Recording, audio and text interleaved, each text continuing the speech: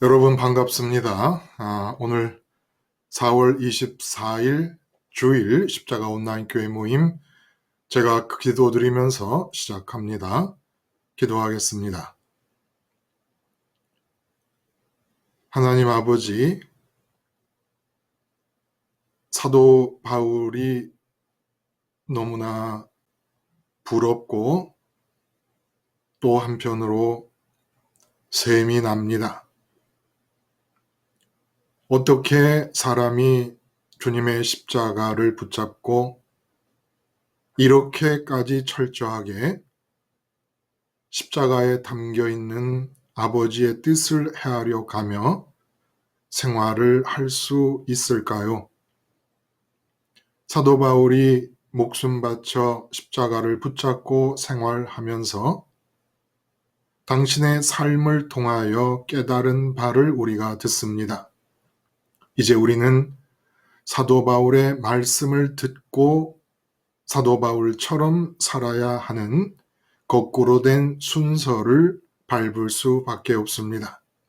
아버지 하나님, 우리가 사도 바울을 시샘하는 것이 하나님께서 허락하신 마음이기를 바라며 이 시샘과 부러움이 우리의 간구가 되게 하여 주시옵시고 우리의 간구를 따라 우리 모두도 사도 바울처럼 십자가를 붙잡고 예수님의 순환 속에서 예수님과 연합함을 통하여 참으로 철저하게 하늘을 향하여 하나님의 아들됨을 누리게 하시며 땅을 향하여 하늘의 아들됨을 드러내게 하여 주시옵소서. 오늘 나눔이 사도 바울을 향한 우리의 부러움이 간구가 되는 시간이 되기를 바라오며 예수님의 이름으로 기도드리옵나이다. 아멘. 여러분, 오늘 우리가 함께 나눌 두 개의 설교, 성령께 빚진 행위가 바로 나의 공로다. 공로 하면은 우리가 알레르기 반응을 일으키잖아요. 그렇죠? 공로사상, 공로주의, 또 종교개혁자들이 카톨릭을 향하여 반기를 들 때 가장 핵심적인 무기 중에 하나가 바로 이 공로사상에 대한 공격이었습니다. 심지어는 성인이라 일컫는 수많은 성인들이 있었어요. 성인이라 일컫는 자들의 업적을 빌어서 우리가 하나님께 은혜를 받을 수 있다라는 생각까지도 나갈 정도로 공로사상이 그야말로 썩어 문드러진 것이죠. 그래서 그 썩어 문드러진 사상에 완전히 정말 경기를 일으키며 저항을 한 것이에요. 그러느라고 공로라는 개념이 함께 날아가 버린 듯한 느낌이 듭니다. 그러니까 다라이에 물을 떠서 아이를 목욕을 시킨 뒤에 그 이제 서구의 속담 중에 그런 속담이 있지 않습니까? 그 목욕물을 버리면서 아이까지 버리는 그런 상황이 벌어졌다라고 볼 수 있다는 거예요. 행위라는 말도 지금 우리가 이제까지 행위라는 단어가 갖고 있었던 그 인상, 편견을 로마서를 통해 끊임없이 지금 싸우고 있습니다. 행위는 그런 것이 아니다. 행위가 얼마나 좋은 것인가. 그렇죠. 하나님이 행위하도록 만드신 것이라면 행위는 좋은 것이겠죠. 그리고 또 공로라고 하는 것도 하나님의 기쁨과 연관짓고 또 우리가 상급이라고 말을 합니다. 하나님께서 상을 주신다. 그런 상급과 연관지어서 공로라는 것도 또 얼마나 귀한 것이겠습니까?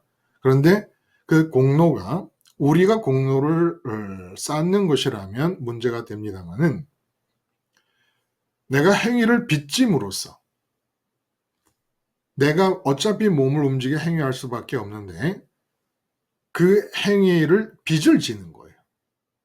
근데 빚을 지는데 그 행위를 빚지는 게 공로가 된다는 얘기입니다. 이게 무슨 좀 어떻게 보면은 모순되는 말 같기도 하고 한데 참 놀랍게 하나님이 기뻐하시는 것이 공로가 되는 거 아니겠습니까? 임금에게 공로를 세운다. 임금이 기뻐할 일을 하는 거잖아요. 하나님께 기쁨이 되는 일을 하는 게 우리의 공로가 될 텐데 하나님이 기뻐하시는 일이 바로 우리가 우리의 행위를 성령께 빚지는 것이다. 그러므로 공로를 쌓자. 어떻게 성령께 빚지는 행위를 할 수 있을 것인가? 그리스도와 연합하면 된다.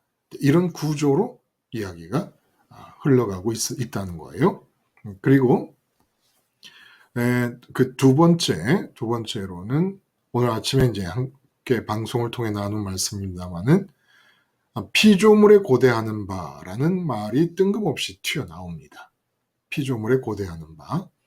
그래서 그 피조물에 고대하는 바라는 그 말의 의미가 무엇인가라는 것을 살펴보면서 나 때문에 내 주변이 당하는 생고생.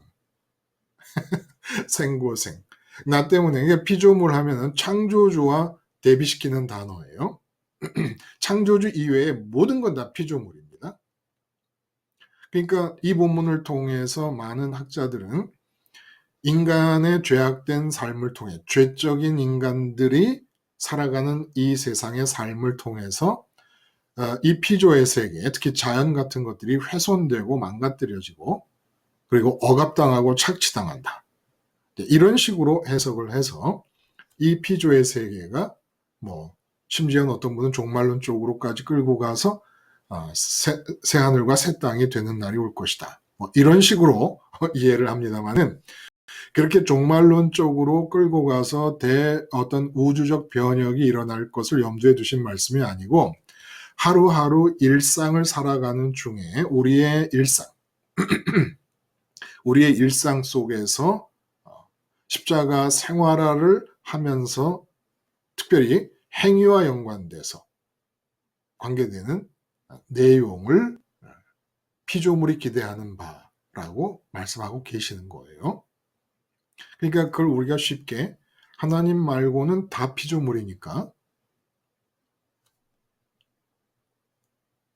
나 때문에 나도 피조물이고 내 주변에 있는 모든 사람과 내 환경과 내 직장 모든 게 다 피조물 아닙니까? 그리고 내가 주말이면 놀러 가는 자연도 피조물이고 하여간 자연까지 포함해서 하나님 말고는 다 피조물이니까 그 내 주변의 피조물들이 탄식하고 있다. 그리고 간절히 바라고 있다. 이것은 상당히 비유적인 의미를 많이 담고 있는 내용이에요. 그러나 그렇게 얘기할 수 있다는 겁니다. 나의 주변이 나로 인해서 탄식하고 있고 생고생을 하고 있고 자유에 이르기를 원하고 있다. 왜냐하면 나 때문에 지금 속박당하고 있기 때문에 나로 인해서 속박당하고 있기 때문에 그 속박으로부터 해방되고 싶어 한다.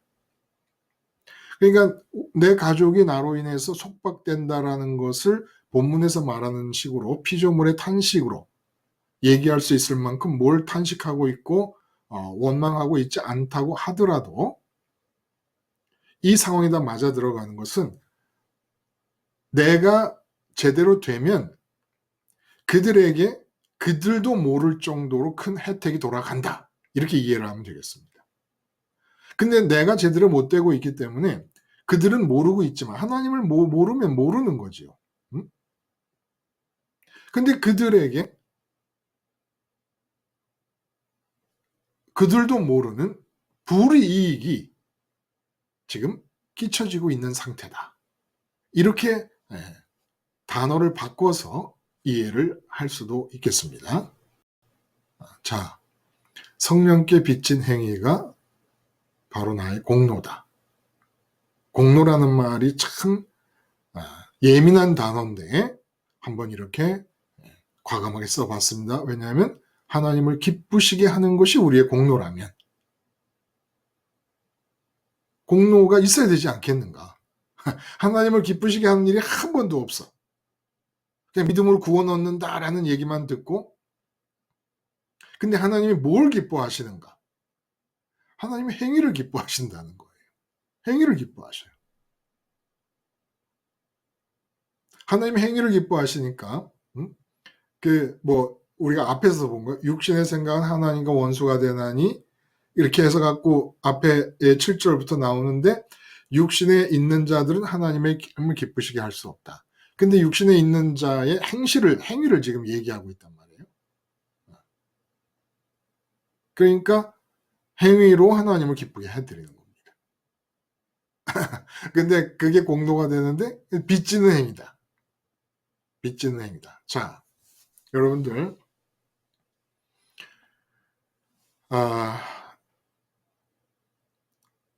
로마서가 삶을 배경으로 나오고 있는 말씀들이라서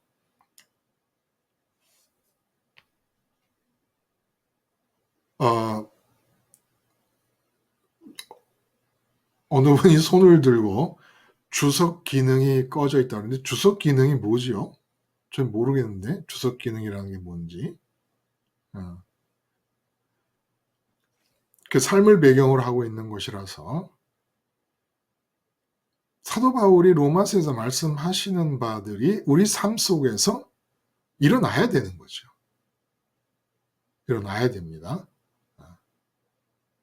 또 일어나야 되는 것이 우리가 몰라서 그렇지, 정확하게 알고 나면 그렇게 굉장히 불가능하고 어렵고 이상적인 것도 아니고.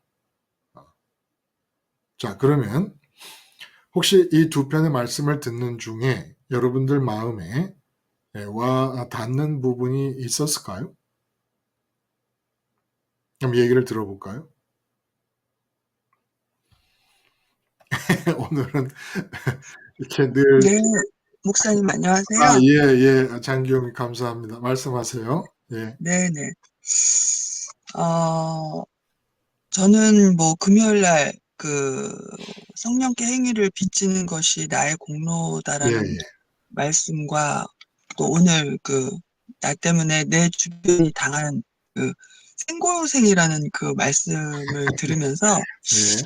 제가 일단은 목사님의 말씀 중에 금요일 날 말씀을 먼저 말씀을 드리면, 사실 행위라는 말 자체가 그동안은 굉장히 조금 저한테 있어서는 좀 금기시되었던 그런, 맞아요.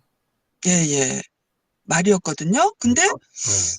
이렇게까지 이 모든 삶에 나타나지는 거는 결국은 행위로 나타내지는 거잖아요. 맞죠. 예. 예. 근데, 그 행위로 나타내지는데 그 행위가, 어차피라는 말씀을 참 많이 하셔서, 예. 예.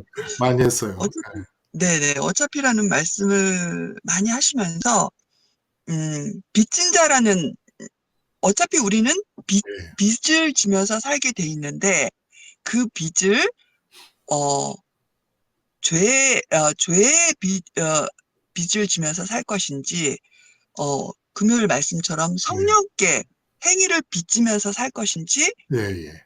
그거를 이제 우리가 결정을 해야 되는 건데, 네네. 지금까지 이렇게 되돌아보건대 정말, 저의 그 행위는, 그러니까 십자가에 죽는다고 하면서도 굉장히 그 죄에 이끌려서 많이 빚을 지고 살았던 것 같아요. 네네. 그래서, 죄에 이제. 이제 예. 로마서를 하면서는 정말 이 행위가 굉장히, 재밌고 즐거운 것이다라는 걸 알게 되면서, 그렇게 좋아요. 하기 위해서는, 네. 네네, 정말 예수님 안에서 그 십자가에 죽어야지만 그 그리스도의 과정을 통해서 쭉 이어지는 과정을 통해서 네네. 결국 하나님과 부활 승천해서 하늘 보좌에서 하나님과 직면했을 때, 음, 그러니까 제 의식과 마음은 하나님한테 가 있고, 네. 제 이제 제 몸은 여전히 이 땅에 있는데, 그때 바로 성령께서 제 몸을 움직이시는 것, 예, 그, 예. 그 결과로 나오는 행위가 결국은 나의 공로가 될 것이다라는 그런, 예, 그 예. 공로라는 것은 다른 게 아니라 정말 하나님의 하나님 아버지의 양자로서의 그 삶을 살 수 있게 된다라는 그런 말씀이 예, 많이 와 닿았어요. 예. 뭐, 느끼기도 예, 했고. 예, 많이 와 닿았다고 말씀을 하시는데, 사실은 설교 전체를 설교 내용이 담겨 있는 그 그릇, 전체 윤곽을 다시 한번 얘기를 해 주신 거예요. 이런 게 참 좋습니다. 장경님이 이제 어디 나가서 누구랑 대화를 하실 때도 지금 그 행위까지 포함되어 있는 예수님 십자가 생활화 전체의 그 프레임, 그 윤곽과 틀을 가지고 대화를 하신다 그러면 얼마든지 복음 전도자도 될 수가 있고, 복음이 무엇인가를 누구에게든지 설명해 주실 수도 있을 것도 같고, 아주 좋아요. 이렇게 그 꼭 내 마음에 어떤 부분이 와 닿아서 그것에 대한 나의 반응과 생각을 얘기하지 않으시더라도 들은 바 말씀의 전체 윤곽을 다시 한번 되풀이해 주시는 것도 나에게도 정리가 되고 또 듣는 분들에게도 정리가 되고 그것도 참 유용한 거죠. 유용한 거라는 생각이 듭니다. 그 말씀 중에 행위라고 하는 것을 상당히 이제 금기시하고 거부감을 가지고 이제 대하던 단어인데 우리가 믿음으로 구원을 얻는다라는 말 때문에 그렇게 됐던 거예요. 또 개중에는 행위를 문제시하고 어떤 윤리적인 차원을 되살려내야 되는 것 아니냐라는 반성이 이 교계에 일고 있었고 또 일고 있는 것도 사실입니다. 뭐 성직자들이라든지 교인들이라든지 하는 사람들의 윤리적인 차원이 뭐 일반인들과 비교해서 조금 더 난 게 없는 타락상을 보이고 있다라고 하는 것 때문에 윤리적인 차원에 대한 반성과 회개가 깊이 일어나야 된다라고 말씀을 하는 분들이 생기기도 했다는 거예요. 근데 복음 안에서의 행위는 윤리적인 차원으로 접근해서 해결될 수 있는 게 아닙니다. 믿음으로 구원 얻는다라는 말 때문에 행위를 소홀히 했다라고 하는 이 진단 자체가 잘못된 거예요. 믿음으로 의롭게 된다라는 이 말씀이 제대로 되었다면 행위가 포기될 수 없다는 겁니다. 믿음으로 의롭게 된다는 이 말씀 속에는 우리로 하여금 지금 장경이 말씀하신 대로 너무너무 믿음을 유지하는 가운데 하는 행위가 즐겁고 기쁘고 재미있는 요소요, 축복된 요소였다는 것입니다. 근데 윤리적으로 접근을 하면 행위는 다 율법이 되어버립니다.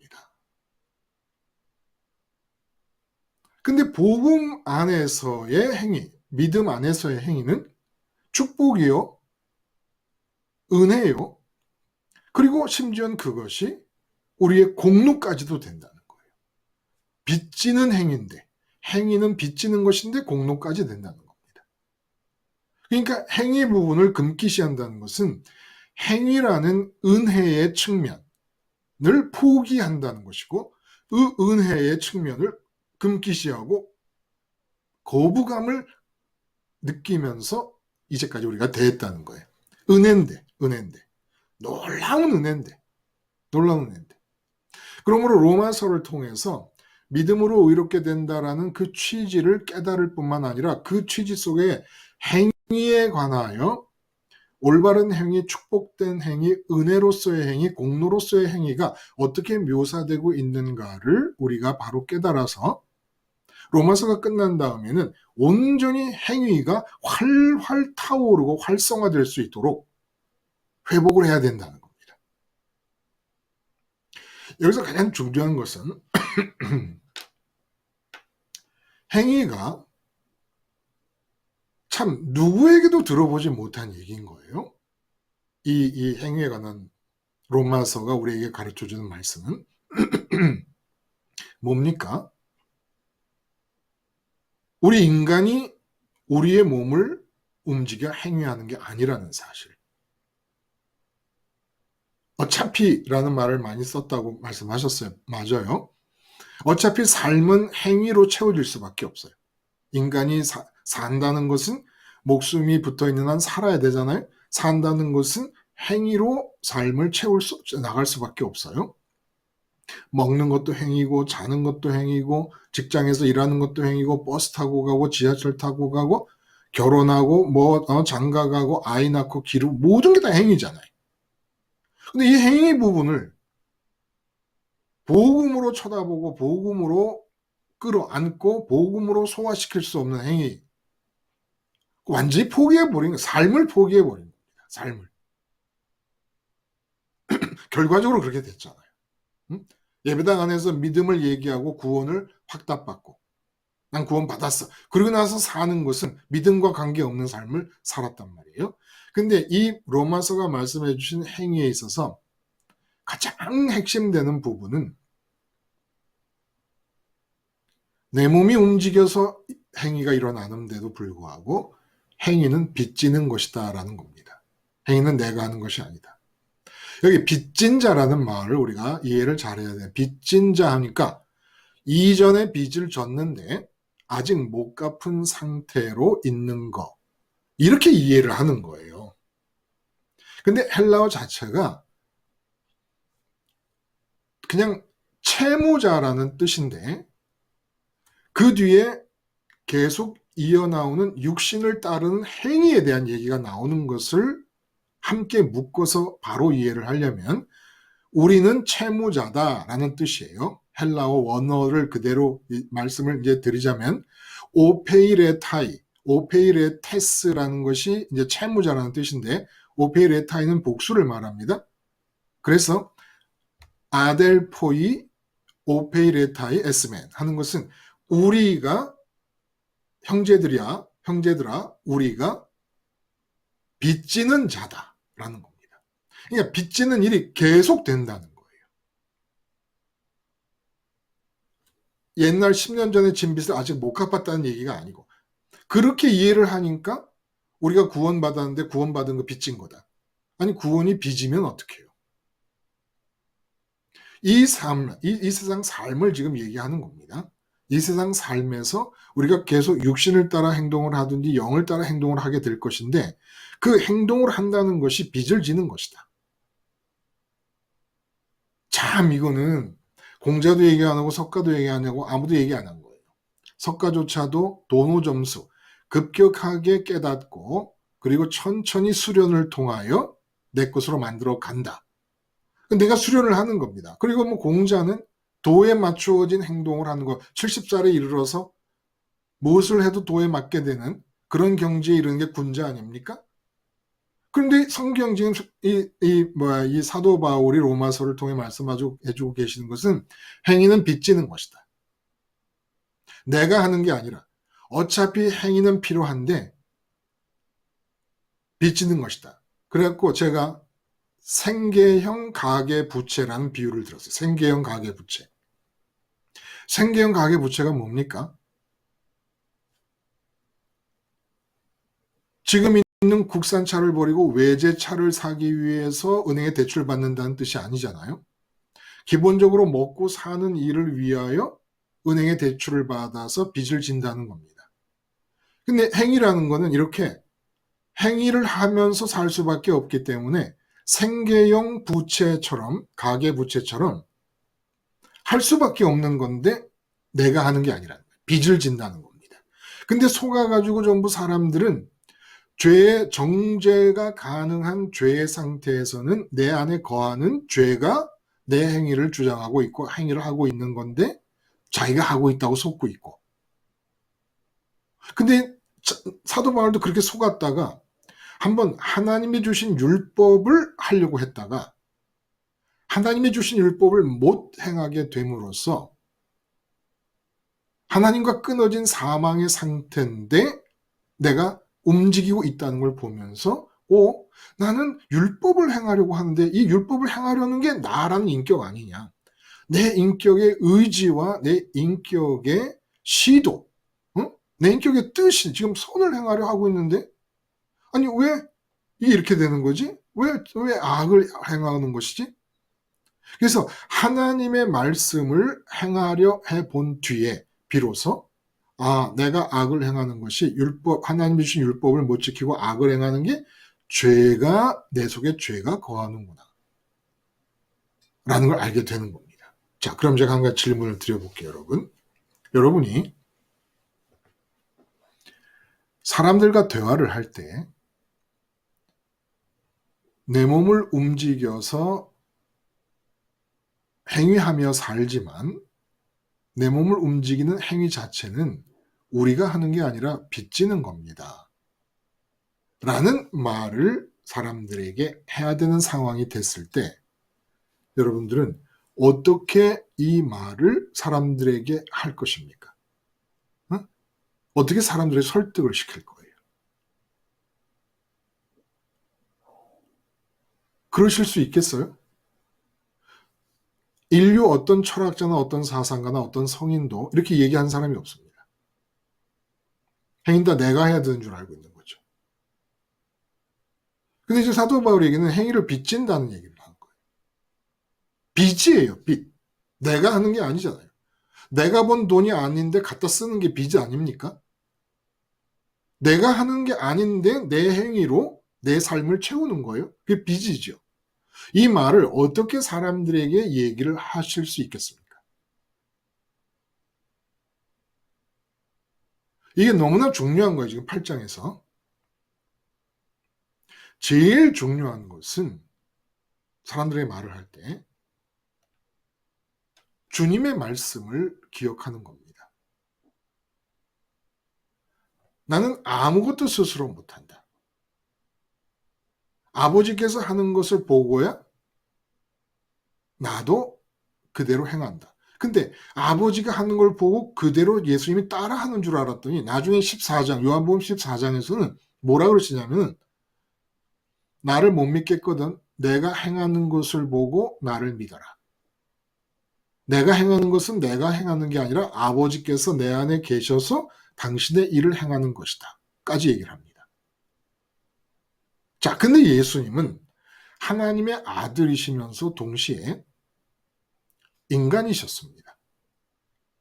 그러니까 우리가 이 예수님의 말씀, 요한복음 말씀을 들었을 때 이미 하나님이 지으신 인간은 행위라는 것을 내가 주체가 되어서 내 몸을 움직여 하는 것이 아니구나라는 것을 깨달았어야 되는 거예요. 근데 예수님만 그런 분인 것으로 알았던 거예요. 예수님은 그렇게 하시는구나. 아니, 우리도 하나님이 우리 안에서 역사하기를 바랬지만 아예 인간의 행위라는 것이 빚이라고 하는 이런 차원으로 이해를 한 것은 아니었다는 거예요. 내가 은혜를 받으면 부분 어떤 상황이 되어서는 하나님께서 나를 통해서 역사하실 것이지. 그래서 제가 말씀드렸던 게 뭡니까? 우린 장갑이다 라는 얘기예요. 장갑이다. 근데 장갑이라는 얘기를 우리의 행위가 빚이다라는 얘기와 같은 차원으로 이해하지를 못하고 그때 그냥 우리는 하나님이 당신의 뜻을 이루시기 위해서 내 육체와 내 지정의를 장갑처럼 끼신다 라고 이해를 했다면 우리의 이해가 모자랐다는 겁니다. 언제나 주님은 하나님이시며 동시에 인간이십니다. 인간이라는 건 하나님이 디자인하신 인간이라는 거예요. 본래 인간의 모습이라는 겁니다. 근데 그 예수님께서 내가 하는 모든 행동은 나 스스로 할 수 있는 게 아무것도 없고 내가 스스로 하는 것도 아니고 아버지께서 내 안에 계셔서 하는 것이다. 그러니까 예수님의 생애는 단 하나의 행위도 당신 스스로 하신 게 아무것도 없습니다. 전부 빚을 갖다 써서 삶을 채우신 거예요. 행위로 삶을 채우니까. 아무것도 예수님 스스로 하신 게 없습니다. 근데 우리를 한번 돌아봐요. 전부 우리는 우리가 한 것뿐이라는 생각이 듭니다. 근데 사도 바울이 뭐라 그러냐? 아버지가 하지 않으시면 아버지의 생각을 복사하신 성령님께서 우리 안에서 행하심으로 아버지가 행하신 것과 똑같은 상태가 아니면 내 안에 죄가 거하는 것이, 내 안에 거하는 죄가 행하는 것이다. 라는 말씀을 해주셔요. 근데 모든 사람은 자기가 행하고 있다고 속고 있는 거예요. 왜냐면 죄는 제일 두려운 게 죄의 정체가 드러나는 것이니까. 마귀와 이 귀신이 제일 싫어하는 게 우리 속에 있는데 그 정체가 드러나는 거거든요. 그래서 예수님께서 스스로 아무것도 하실 수 없고 아버지를 보시고서야 하실 수 있다. 당신의 행위는 아버지가 당신 안에서 행하신 것이다. 이것이 바로 인간은 행위를 스스로 할 수 없다라는 것이며, 또 두 번째, 우리도 하나님의 양자라는 얘기를 본문에서 한다는 거예요. 더 살펴보겠지만 하나님의 양자는 누구냐? 하나님의 생각, 하나님의 성령으로 인도하심을 받으면 하나님의 양자다라요. 근데 하나님의 성령은 뭐 하시는 분이냐? 하나님의 생각을 복사하신 영이십니다. 그럼 성령의 인도를 받는다라는 것이 바로 예수님에게 일어난 일이 똑같이 일어난다는 것이. 그래서 예수님은 독생자고 우린 양자예요. 근데 독생자의 특징은 아버지의 뜻대로 몸이 움직여 간 거예요. 그러니까 똑같이 아들 되는 양자로서 아들 되는 우리의 특징도 완전 우리 행위를 빚질 수밖에 없는 자들이다라는 얘기입니다.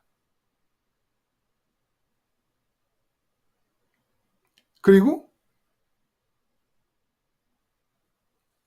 이렇게 예수 그리스도 독생자, 나는 양자, 똑같이 아들이기 때문에 아들됨의 특징이 하나님의 성령으로 인도받는 행위에 있다는 것을 예수님 자신과 사도 바울이 증언을 해주고 있다. 자, 행위가 빚지는 것이다라는 이 사실에 대해서 혹시 궁금증이나 아직도 이해가 안 되거나 하는 부분이 있습니까?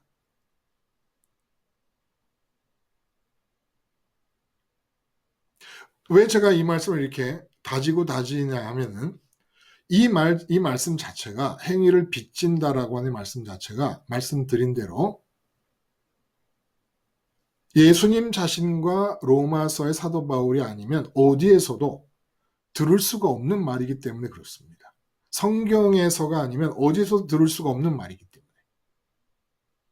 그래서 여러분들이 이런 생각으로 생활에서 살아가실 때 끊임없이 내가 행위해야 된다는 사람들과 함께 살기 때문에 나도 모르는 사이에 내가 또 뭔가 행위를 해야 된다라고 하는 속아 넘어감의 상태, 정죄받아서 속아 넘어감의 상태에서 내가 행동을 하려고 하는 그런 상황이 끝없이 전개되고 나타나고 불쑥불쑥 드러날 수밖에 없게 되기 때문에 이걸 다지는 거예요. 그러나 행위에 대해서 내가 책임이 있습니까? 없습니까? 행위를 빚지는 것임에도 불구하고 내가 책임이 있다는 거예요. 그 얘기를 해주시는 겁니다. 형제들 우리가 빚진 자로서 자로되. 왜 자로되라고 번역을 했어요? 이 번역을 잘 하신 거죠. 육신에게 져서 육신대로 살 것이 아니다. 육신에게 빚을 져서 육신대로 살 것이 아니다. 그리고 영으로 육신을 죽여라. 육신대로 살면 죽을 것이다. 너희가 멸망할 것이라는 거예요. 자, 육신대로 살고 영을 따라 살고 전부 행위를 빚지는 상태를 말하는 겁니다. 그러면 구체적으로 삶의 현장에서 죄에 빚져서, 그걸 지금 오늘 본문에서는 죄가 우리 안에 거하는 죄가 내 몸을 움직이는 행위를 한다는 이야기를 더 구체적으로, 죄가 우리를 움직인다라는 게 조금 추상적으로 될 수 있으니까 더 구체적으로 우리가 육신에게 빚을 진다. 행위를 함에 있어서 육신에게 빚을 진다라는 얘기를 합니다. 육신에게 빚을 지는 게 뭐야? 육신에게 빚을 져서 육신대로 따라간다. 그럼 구체적으로 삶의 현장에서 죄가 우리 안에서 악을 행하는 행위를 합니다. 악은 하나님의 뜻이 아닌 게 다 악인 거예요. 꼭 도둑질하고 무슨 거짓말하고 살인하고 간음하고 탐내고 이런 것만 악이 아니라 지금 이 상황에 대해서 갖고 계신 아버지의 뜻이 아닌 것은 다 악인 겁니다. 일단 아버지의 존재를 까뭉개버린 겁니다.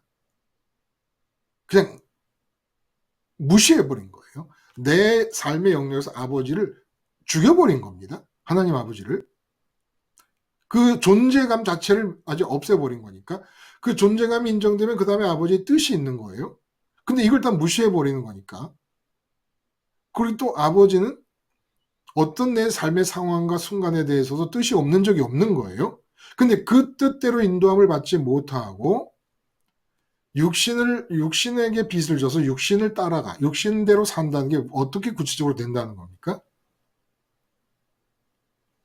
이게 그냥 사도 바울이 자기가 생활을 하면서 그대로 지금 받아 적는 거예요. 자기를 보면서 적는 겁니다. 육신대로 산다는 것은, 행위에서 육신에게 빚을 지며 산다는 것은 그냥 여러분도 생각하실 수 있어요. 육체의 눈이 보는 대로, 육체의 귀가 듣는 대로, 육체의 코가 냄새를 맡고, 육체의 입이 맛을 보는 대로, 육체의 감각이 느끼는 대로, 의식과 마음이 그대로 따라가면서 반응하며 사는 거예요. 그래서 노아 홍수, 노아 심판 때 우리가 그 본문을 보면 누가복음에 그냥 먹고 자고 시집가고 장가가고 씨 뿌리고 농사 짓고 이렇게 어차피 인간이 삶을 위해서 필수적으로 해야 되는 행위만을 나열했는데 노아 홍수의 심판을 받았다라고 얘기를 합니다. 왜? 어차피 먹고 자야 되는 거 아닌가? 어차피 시집가고 장가가는 거 아닌가? 어차피 씨 뿌리고 거두고 하는 거 아닌가? 어차피 사고 팔고 해야 되는 거 아닌가? 근데 그런 타락해가지고 무슨 도덕적으로 다 어긋난 아주 부패한 그런 행위들을 나열하고 심판이 임했다고 말씀하시지 않았다는 거예요. 예수님께서. 필수적으로 해야만 되는 행동들을 했는데 그렇게 심판을 받았다는 말씀을 하신 겁니다. 그 왜 그럴까요? 우리의 행위가 어차피 빚을 지는 건데 결혼을 한다. 그러면 내 눈에 이쁘고 마음에 드는 색시를 내가 결정하는 겁니다. 저희 장인어른 돌아가셨습니다만 장모님 어디가 좋으셔서 결혼하셨습니까? 말씀을 물어봤더니 그 옛날에 지하다방에서 만났대요.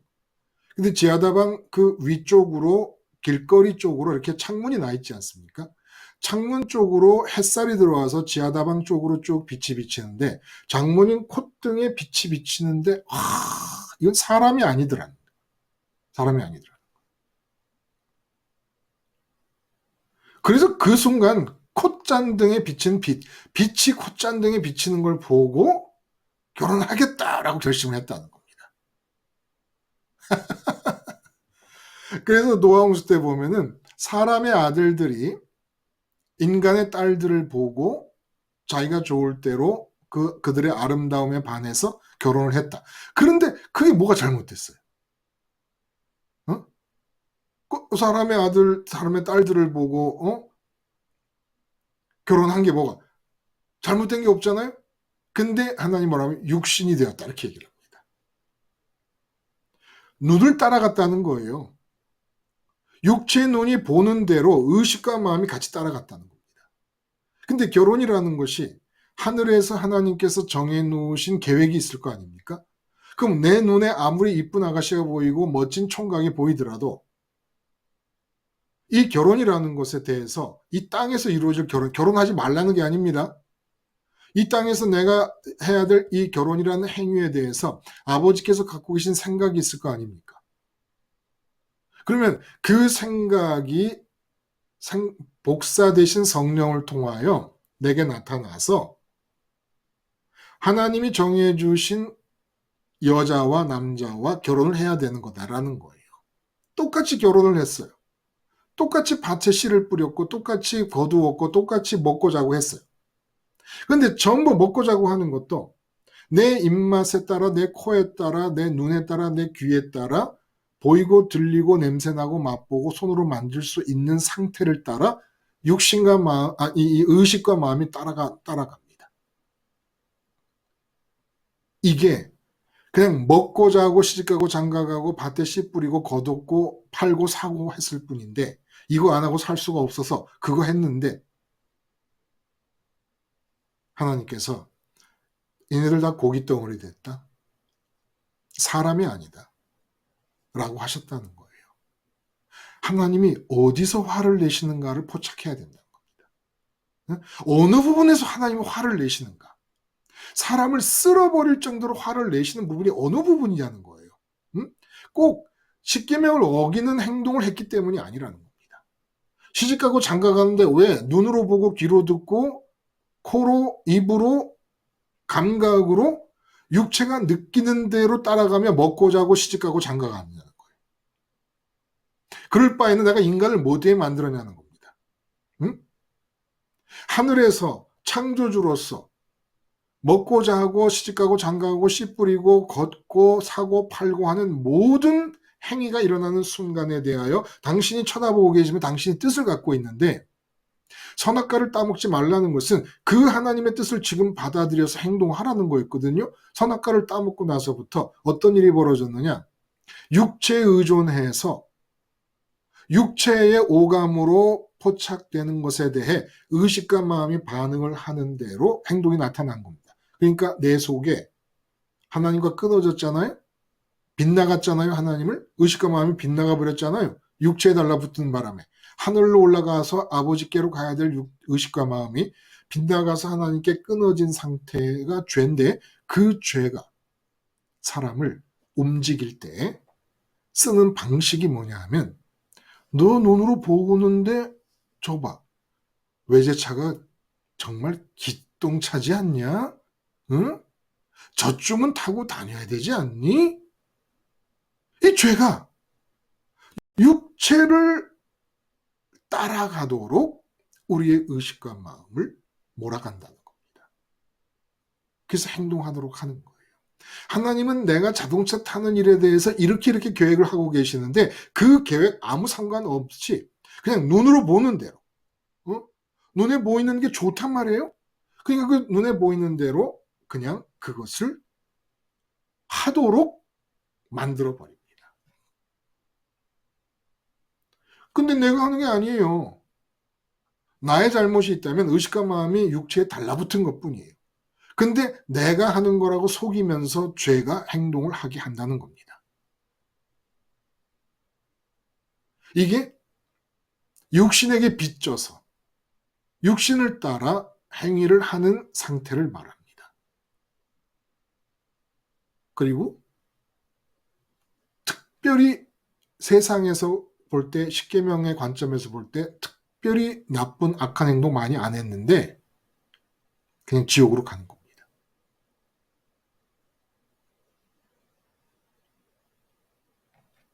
행위라는 것을 되찾아야 돼요. 그럼 내가 책임이 있는 건 무슨 책임입니까? 영으로서 육의 행실을 죽이라는 거예요. 영으로서 육의 행위가 나오는 것을 차단하라는 겁니다. 영으로서 육의 행위를 차단하는 게 뭡니까? 행위를 영의 빚이라는 거예요. 우리가 빚을 질 수밖에 없다. 행위를 해야 되기 때문에. 삶을 살아야 되기 때문에.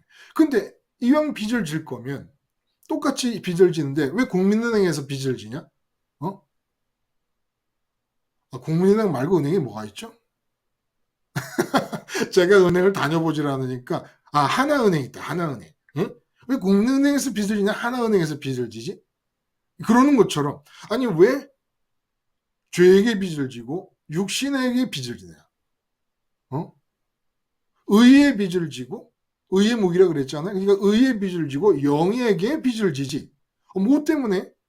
똑같이 빚을 질 건데 바보도 아니고 왜 그렇게 사느냐라는 겁니다. 영에게 빚을 진다는 게 무슨 뜻입니까?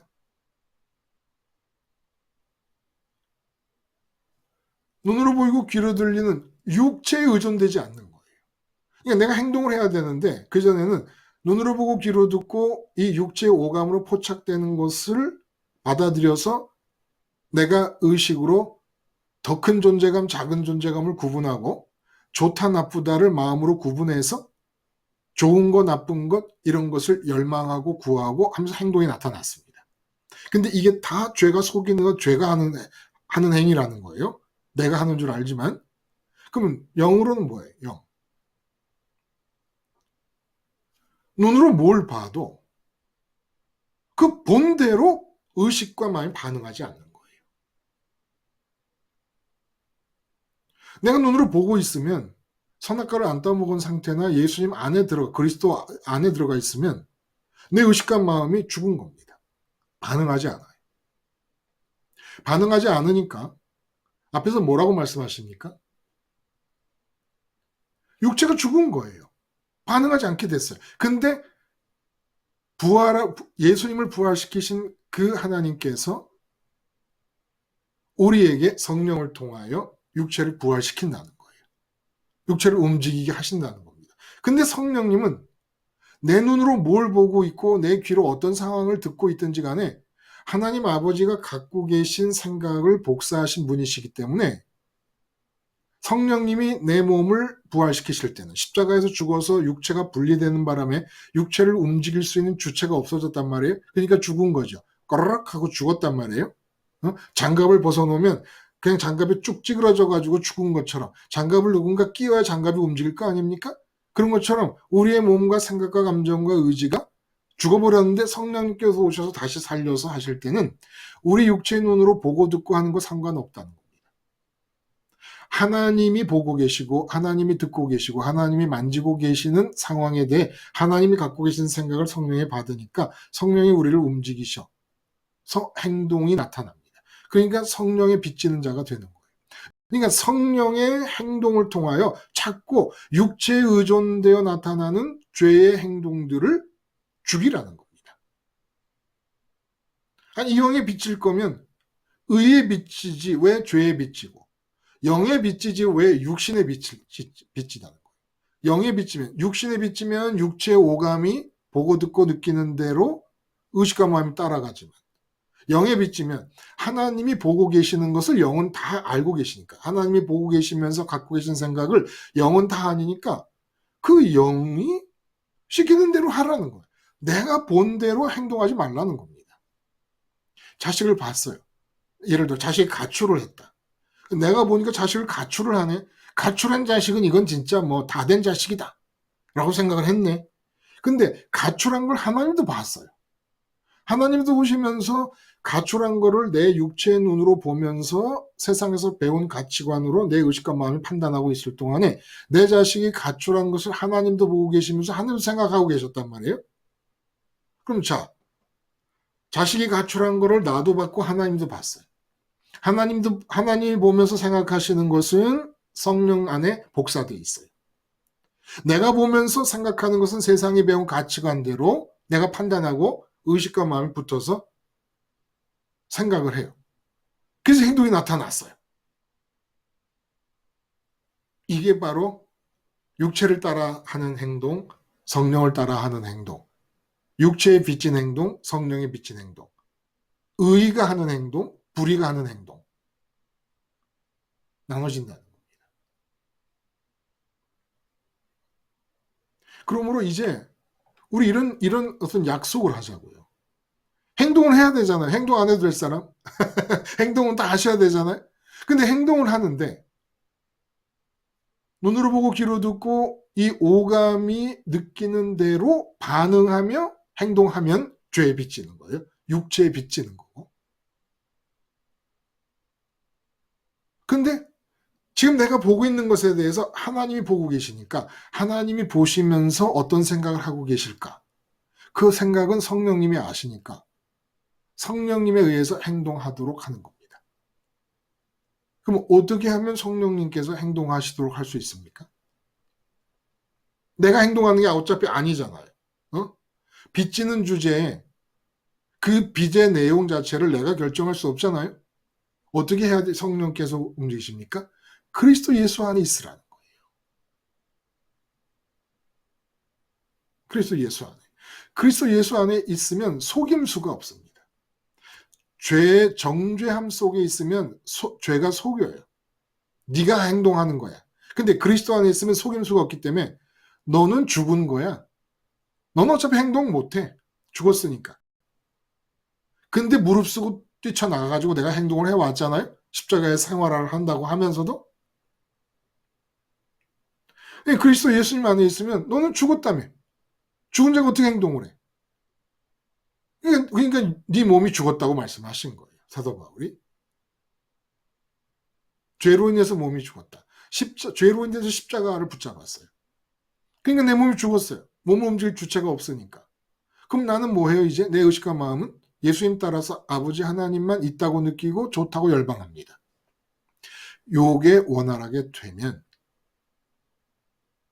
성령님이 내 몸을 갖고 행동하시는 것이 이루어진다는 겁니다. 예를 한번 이렇게 들어봐요. 쇼핑을 한다고 해서 쇼핑. 성령 쇼핑 있고 육신 쇼핑 있어요. 성령을 산다는 뜻이 아니고 육신을 산다는 뜻이 아니에요. 성령을 따르는 쇼핑이 있고 육신을 따르는 쇼핑이 있다는 겁니다. 육신을 따르는 쇼핑이 뭡니까? 내가 내 삶에 필요한 것들에 대해서 뭐 쇼핑 리스트를 만든다든지 백화점에 가서 둘러보는 중에 싸게 파는 것 중에 필요하다고 생각한 내가 산다든지 견물생심의 쇼핑, 눈으로 보면서 사고 싶은 구매욕이 생겨가지고 사는 것들. 이 다 육신 쇼핑인 겁니다.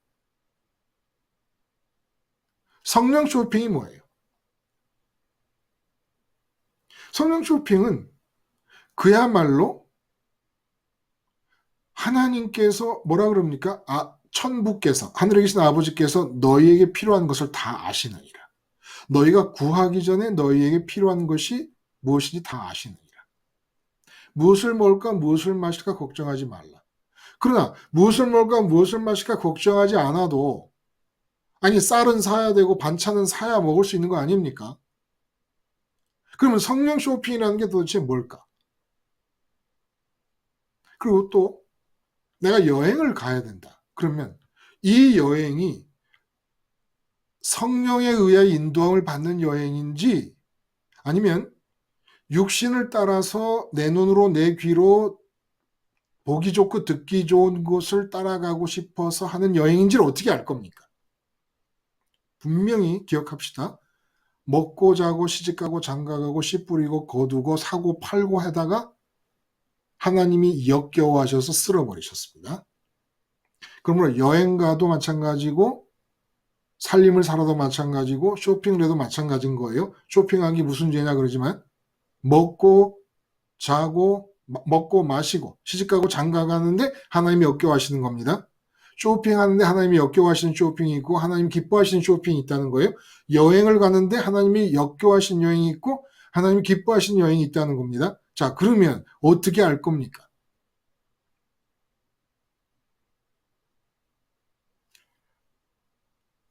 하나님이 원하셔서 그 하나님의 뜻을 성령이 받아서 나를 성령이 행동하시게 하는 것이라는 것을 우리가 알 수 있는 길은 십자가 죽음의 철저함입니다. 철저함이에요. 가장 좋은 것은 당장 오늘 먹거리가 없어도 십자가 죽음의 철저해서 먹을 것을 구해야 되는 상황에 대해 죽어서 하나님 아버지만 먹겠다고 열망하고 소망하는 상태에 푹 빠져 있는 것이 가장 좋습니다. 그러나 이렇게 할 수 없다 하더라도 이렇게 빠질 수 있다면, 완전히 삶에 대해서 죽을 수 있다면 완전히 성령이 움직이시는 행위가 나타납니다. 하나님이 우리 몸이 죽게 하시지 않습니다. 하나님이 우리 몸을 움직여서 계획을 하신 것을 이루어 가시려면, 성령의 인도하심을 받아서 우리의 행위가 나타나게 하시려면 우리 먹이셔야 됩니다. 우리 입히셔야 되고.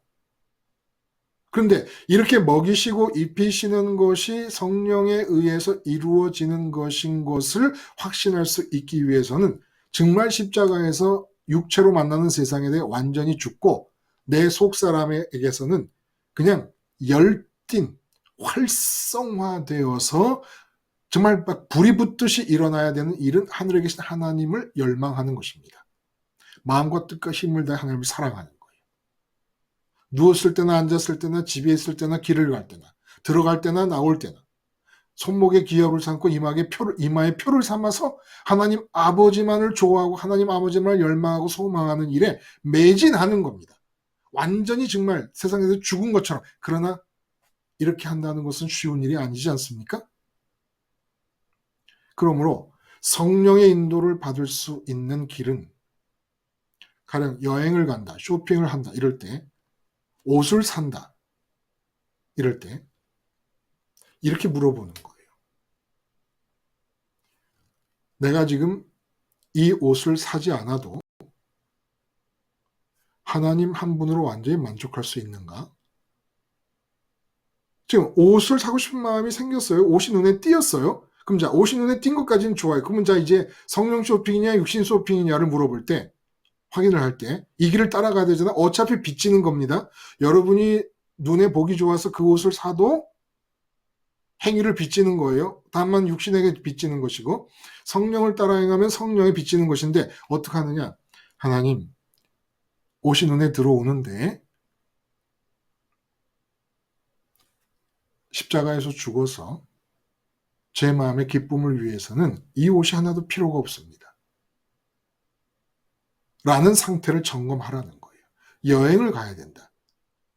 여행을 가려고 계획했다가 못 가게 됐다. 그럼 여러분 마음이 슬퍼요, 화나요, 분노해요? 아무렇지도 않아요. 아무렇지도 않은 상태라야 성령의 인도하심으로 가는 여행이라는 겁니다. 그 여행을 가지 못하면 안 되겠고, 이 옷을 사지 못하면 안 되겠고, 이 자동차를 사지 못하면 내가 만족이 없다. 이거는 육신을 따라 하는 행위요, 죄에 빚지는 행위라는 겁니다. 하나님만을 열망하고 소망하는 사람은 이 세상에 대한 바램이 없습니다.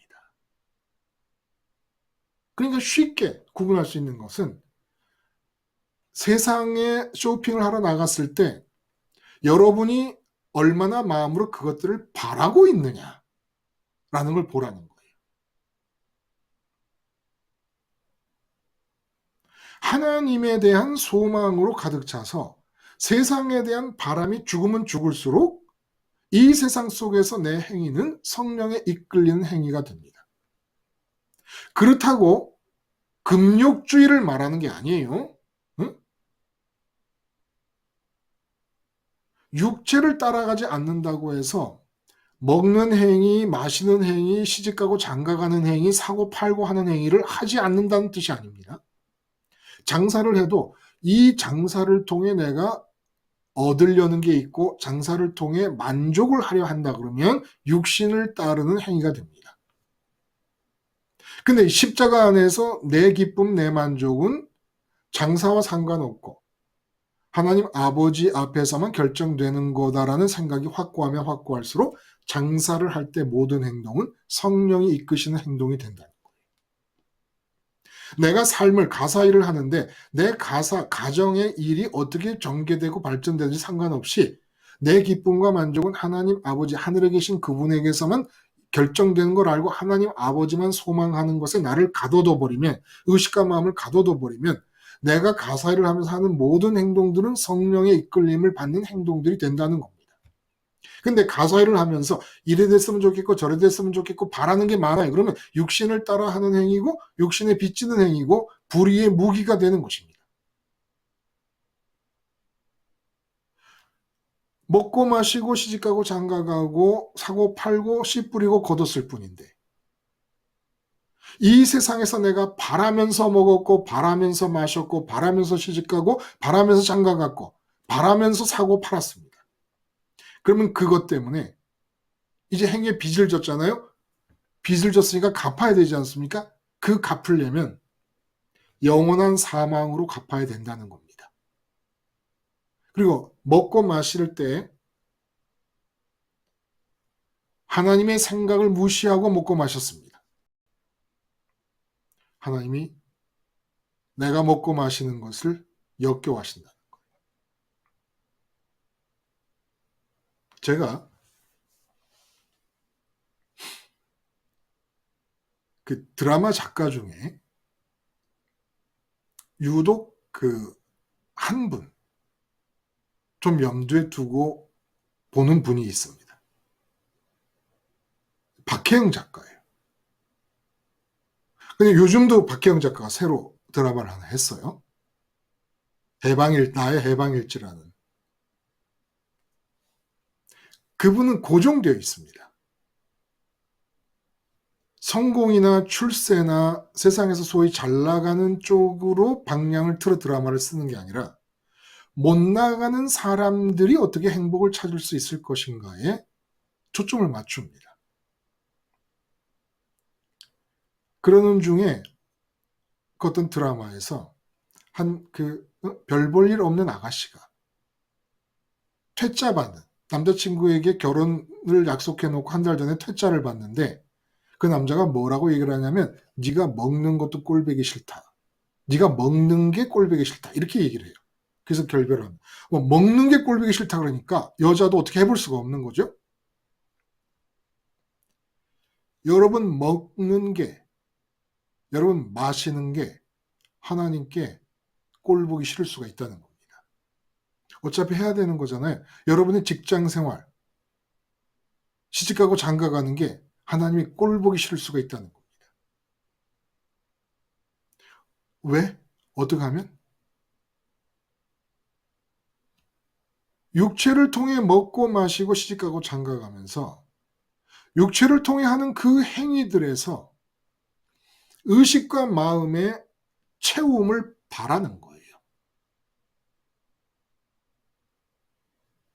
그게 하나님이 먹는 것도 꼴보기 싫고 마시는 것도 꼴보기 싫고 시집가는 것도 꼴보기 싫고 장가가는 것도 꼴보기 싫고 사는 것도 꼴보기 싫고 파는 것도 꼴보기 싫고 그래서 노가우스에 쓸어버린 것입니다.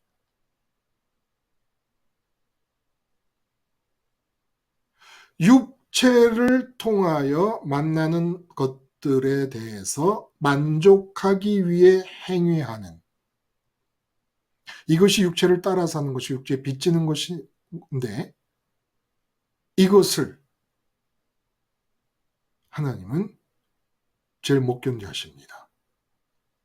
언제나 인간의 행위는 하나님 한 분으로 만족할 수 있다고 믿고 소망하는 가운데 소망 속에서도 이미 믿음으로 끝내는 겁니다. 다른 것은 기쁨을 찾지 않는 거예요. 그래서 육체를 통해서 무슨 행동을 하든지 기쁨과는 아무 상관이 없어야 돼요. 만족과는 아무 상관이 없어야 돼요. 여행을 가는데 여행을 통해서 만족을 얻으려 한다. 이거는 하나님이 꼴보기 싫어하는 거예요. 너 먹는 게 꼴보기 싫어서 헤어져야 되겠다라고 하는 말과 똑같이 너 여행 가는 게 꼴보기 싫어서 헤어져야 되겠다. 하나님 말씀하시는 것이란. 하나님만을 유일한 기쁨과 만족거리로 믿고 매듭을 지어 버리는 거예요. 더 이상 내가 몸을 움직여 이 피조물의 세계에서 기쁨을 얻을 수 있는 어떤 거리도 존재하지 않는다는 것을 매듭을 지어 버리고 나면 이 땅에서 내 행동은 내 마음의 기쁨을 위해서 할 수 있는 행동이 아무것도 없지 않습니까? 그때 성령께서 임하시고 나를 끌어가신다는 겁니다. 이 점이 명확하지 않으면 우리는 반드시 지옥의 삶으로 값을 지불해야 되는 채무자들이 되는 겁니다. 그래서 본문에 보면은 무릇 하나님의 영으로 인도함을 받는 그들은 곧 하나님의 아들이다. 하나님의 영으로 인도함을 받는 그들이 하나님의 아들이다. 하나님의 영으로 인도함을 받는다는 것은 하나님의 영에게 행위를 빚지는 자들. 그들이 하나님의 아들이라는 겁니다. 그들이. 그리고 육의 생각은 하나님의 원수가 된다. 하나님의 법에 굴복하지 않는다. 굴복할 수도 없다. 하나님의 법이 뭡니까? 이 세상에서 내 몸이 움직여야 될 것에 대해서 갖고 계신 생각이에요. 근데 그 하나님의 생각이 하나도 이루어지지 않는 거예요. 하나님을 기쁘시게 할 수 없다. 하나님이 제일 기뻐하시는 게 뭡니까? 참 이상한 하나님이긴 해요. 왜 그러냐? 내가 행위를 해도 성령에 빚지는 거잖아요. 어차피 내가 하는 행위가 아니에요. 내가 하는 행위가 아니고 성령에 의해서 행위한다. 하나님이 하늘에서 내려보시는 중에 하늘에서 갖고 계신 생각이 성령님에 의해서 내 몸이 움직이면서 지켜지는 걸 보면 그렇게 기뻐하시는 거예요. 응?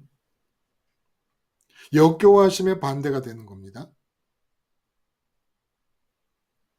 그러니까 나는 내 몸이 성령님의 뜻을 따라 움직여지려면 어떻게 해야 되느냐? 어차피 하나님이 정하신 뜻대로 움직여지는 게 제일 좋고 하나님이 정하신 뜻대로 움직여지면 하나님은 기뻐하시는 거예요. 하늘에서 보시면서 야 와봐 와봐 와봐 와봐 봐봐 봐봐 뭘 봐요 하나님? 천사들이 보면 저거 봐 저거 봐. 지금 내가 하늘에서 결정한 뜻대로 땅에서 지금 제가 움직이고 있잖아. 아니 성령께서 움직이시는 거잖아요. 그래 성령이 내가 보낸 성령이 제 몸을 저렇게 움직이고 있단 말이야. 근데 그게 그렇게 기뻐요? 그렇지 제일 기쁘지. 그게 제일 기쁜 거예요. 응? 주님께서 뭐라 하십니까? 내가 나를 보내신 이의 뜻을 다 행함으로 아버지께서 나를 혼자 두시지 않는다. 아버지께서 나를 기뻐하신다. 아니 아버지의 뜻을 이루는데 주님이 이루어요?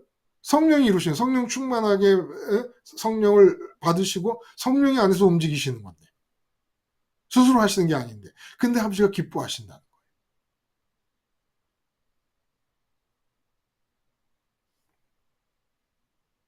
아버지가 기쁘면 나도 기뻐요. 아버지가 나를 역겨워하시는데 내가 어떻게 기쁠 수가 있습니까? 아버지는 역겨워하시는데 내가 기쁘다. 이게 이제 죄의 특성 아닙니까? 어? 아버지가 하늘에 정하신 뜻대로 하나도 안 움직여. 먹어도 마셔도 결혼해도 시집가고 장가 사고 팔아도 어느 것도 아버지가 정하신 뜻대로 움직이는 게 하나도 없어. 그리고 전부 육체에 의존해가지고 육체를 통해서 이 세상에서 기쁨을 얻겠다고 행동을 하고 살아요.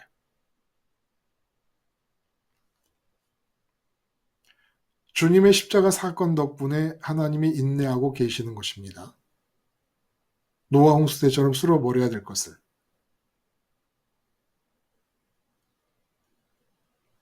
그래서 똑같이 행동을 해야 돼, 행위를 해야 되는데 그 행위가 성령님의 행위인지 악한 영에 의한 죄의 행위인지 육신을 따라가는 것인지 영을 따라가는 것인지 의를 따라가는 것인지 알 수 있는 것은 내가 지금 이 행위를 통하여 이 세상에서 얻으려는 게 있는가를 보시면 된다는 거예요. 그러면 얻으려는 게 있다라고 하면 얼른 십자가로 돌아가 죽는 겁니다. 그래서 뭐라고 얘기합니까? 다시 고난도 함께 받아야 하리라. 그리고 현재의 고난이라는 얘기가 나옵니다. 영으로서 육의 행실을 죽이는 일이 고난이라는 거예요. 육체를 따라가려고 하는 순간이 끝없이 발생하기 때문에 그 육체를 따라가려고 오감을 추종하는 내 의식과 마음의 상태가 발견될 때마다 십자가에서 예수님의 고난에 참여함으로써 그걸 죽여야 되기 때문에 현재의 고난이라고 얘기하는 거예요. 이 고난의 과정이 믿음의 과정입니다. 믿음은 뭐냐? 십자가의 예수님의 고난에 참여하는 것이다. 근데 그 믿음이 고난에 참여하는 것이기 때문에 고난의 내용이 공유되고 있다는 거예요. 그 어떤 고난입니까? 말씀드린 대로 아침에 모든 세상 사람들은 눈으로 보는 게 좋으면 갖고 싶다. 벌써 마음이 작동을 하는 거예요. 마음이 열망을 하는 겁니다. 그러면 그 마음이 열망함으로써 하나님과 끊어지는 죄의 상태가 돼요. 그 죄의 상태에서 생각, 감정, 의지와 몸과 말이 움직이게 됩니다. 자연스러운 거예요. 그 상태에서는. 근데 우리는 우리만의 고난이에요. 예수 십자가를 믿지 않고 생활을 하지 않는 사람들에게는 이런 고난이 없어요. 우리만, 심지어 기독교 종교인들에게도 없는 고난이에요. 눈으로 보고 좋은 것이 있으면 사잖아요. 그래서 외제차를 사고 나면 김 장로님이 벤츠 사고 나면은 내릴 때 안내하는 박 집사님이 와 장로님 벤츠 사셨네. 하나님이 축복해 주셨습니다. 할렐루야. 그러면 아이 뭘요. 얼마나 좋아하십니까? 뭘요 하면서 다 정말 웃기는 거지요. 어? 사람이 그럴 수밖에 없어요. 그렇게 살아. 근데 예수님 이름 하나님 이름 부르는 기독교 종교인들이 그렇게 산다. 근데 우리는 고난을 받아야 돼요. 벤츠를 사고 싶어요. 벤츠를 살 돈도 있네. 그런데 못 사.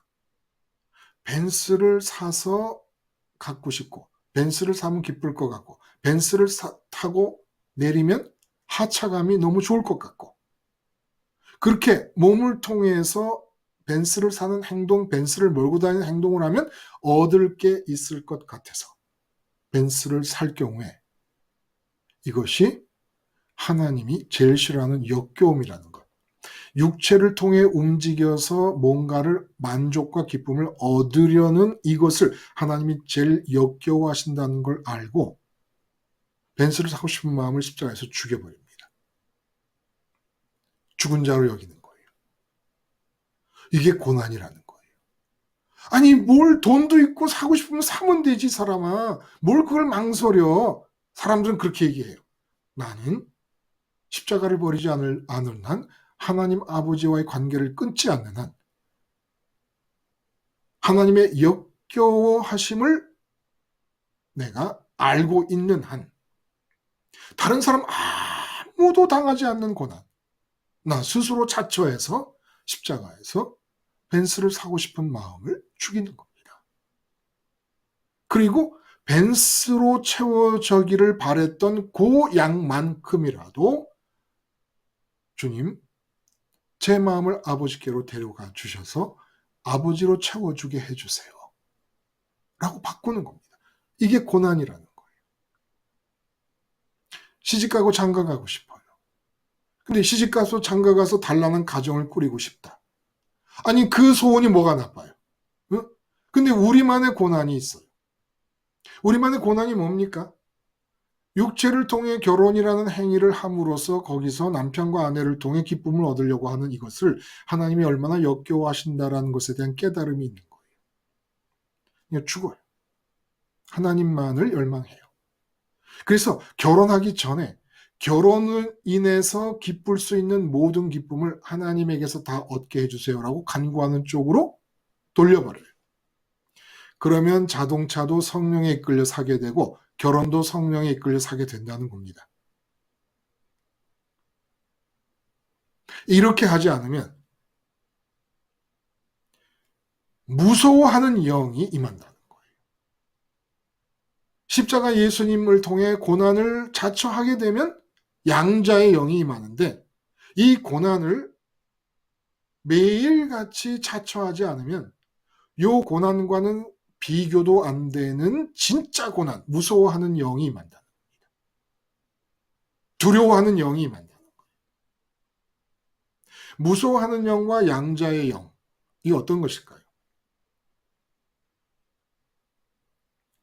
제가 말씀을 드렸나요?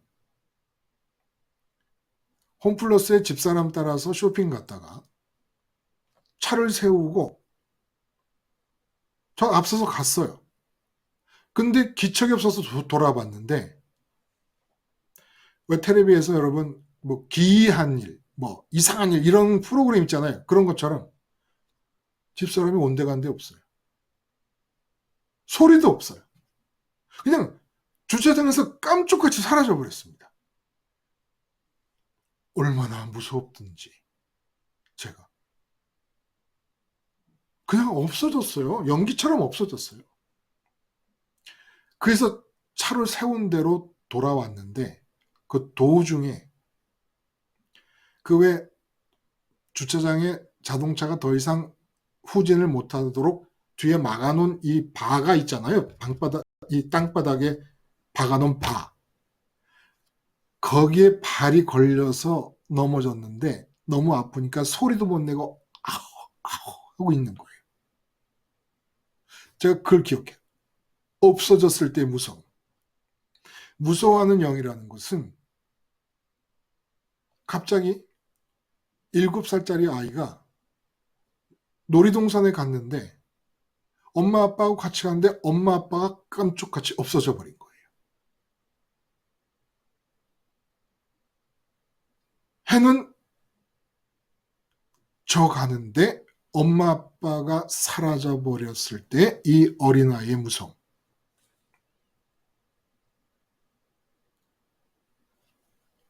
천지에 창조주 하나님의 아버지로서의 손길이 닿지 않는 것이 아무것도 없습니다. 내 머리털까지 다 닿아요. 머리털부터 발끝까지, 내 세포까지. 창조주 아버지 다 닿고 있어요. 그런데 그리스도 예수 밖에서 내가 눈으로 보고 귀로 듣는 육체에 의존되어서 의식과 마음이 따라가며 행위하며 살게 되면 부모님이 동시에 사라져버린 7살짜리 어린아이가 들판에 혼자 서 있을 때와 같은 무서움의 영이 찾아옵니다.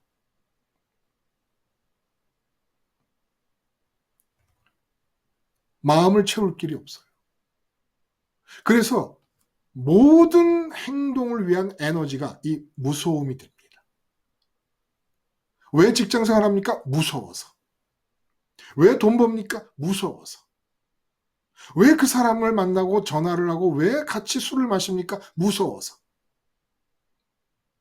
지금 75억 인구는 전부 행위의 에너지가 어디서 나오는 줄 아십니까? 행위 자체는 죄가 하고 성령이 해요. 둘 중에 하나가요. 근데 내가 지쳐요. 분명히 내 안에 관한 죄가 행하는 것인데 내가 지쳐요. 무서움에 몰려서 가기 때문에. 무서움에 몰려서 가기 때문에. 그런데 그리스도 안에서 오직 아버지 하나님만을 붙잡고 있어요. 아버지를 잃지 않는 상태가 있어요. 절대 무서움이 없습니다. 이때 양자의 영이 내려옵니다. 하늘에 계신 아버지 창조주의 아들의 영이 내려옵니다. 무서워하는 영은 부모를 잃은 7살짜리 어린아이의 상태가 되는 겁니다. 왜? 눈으로 따라가며 행위하는 바람에. 뒤로 따라가며 행위하는 바람에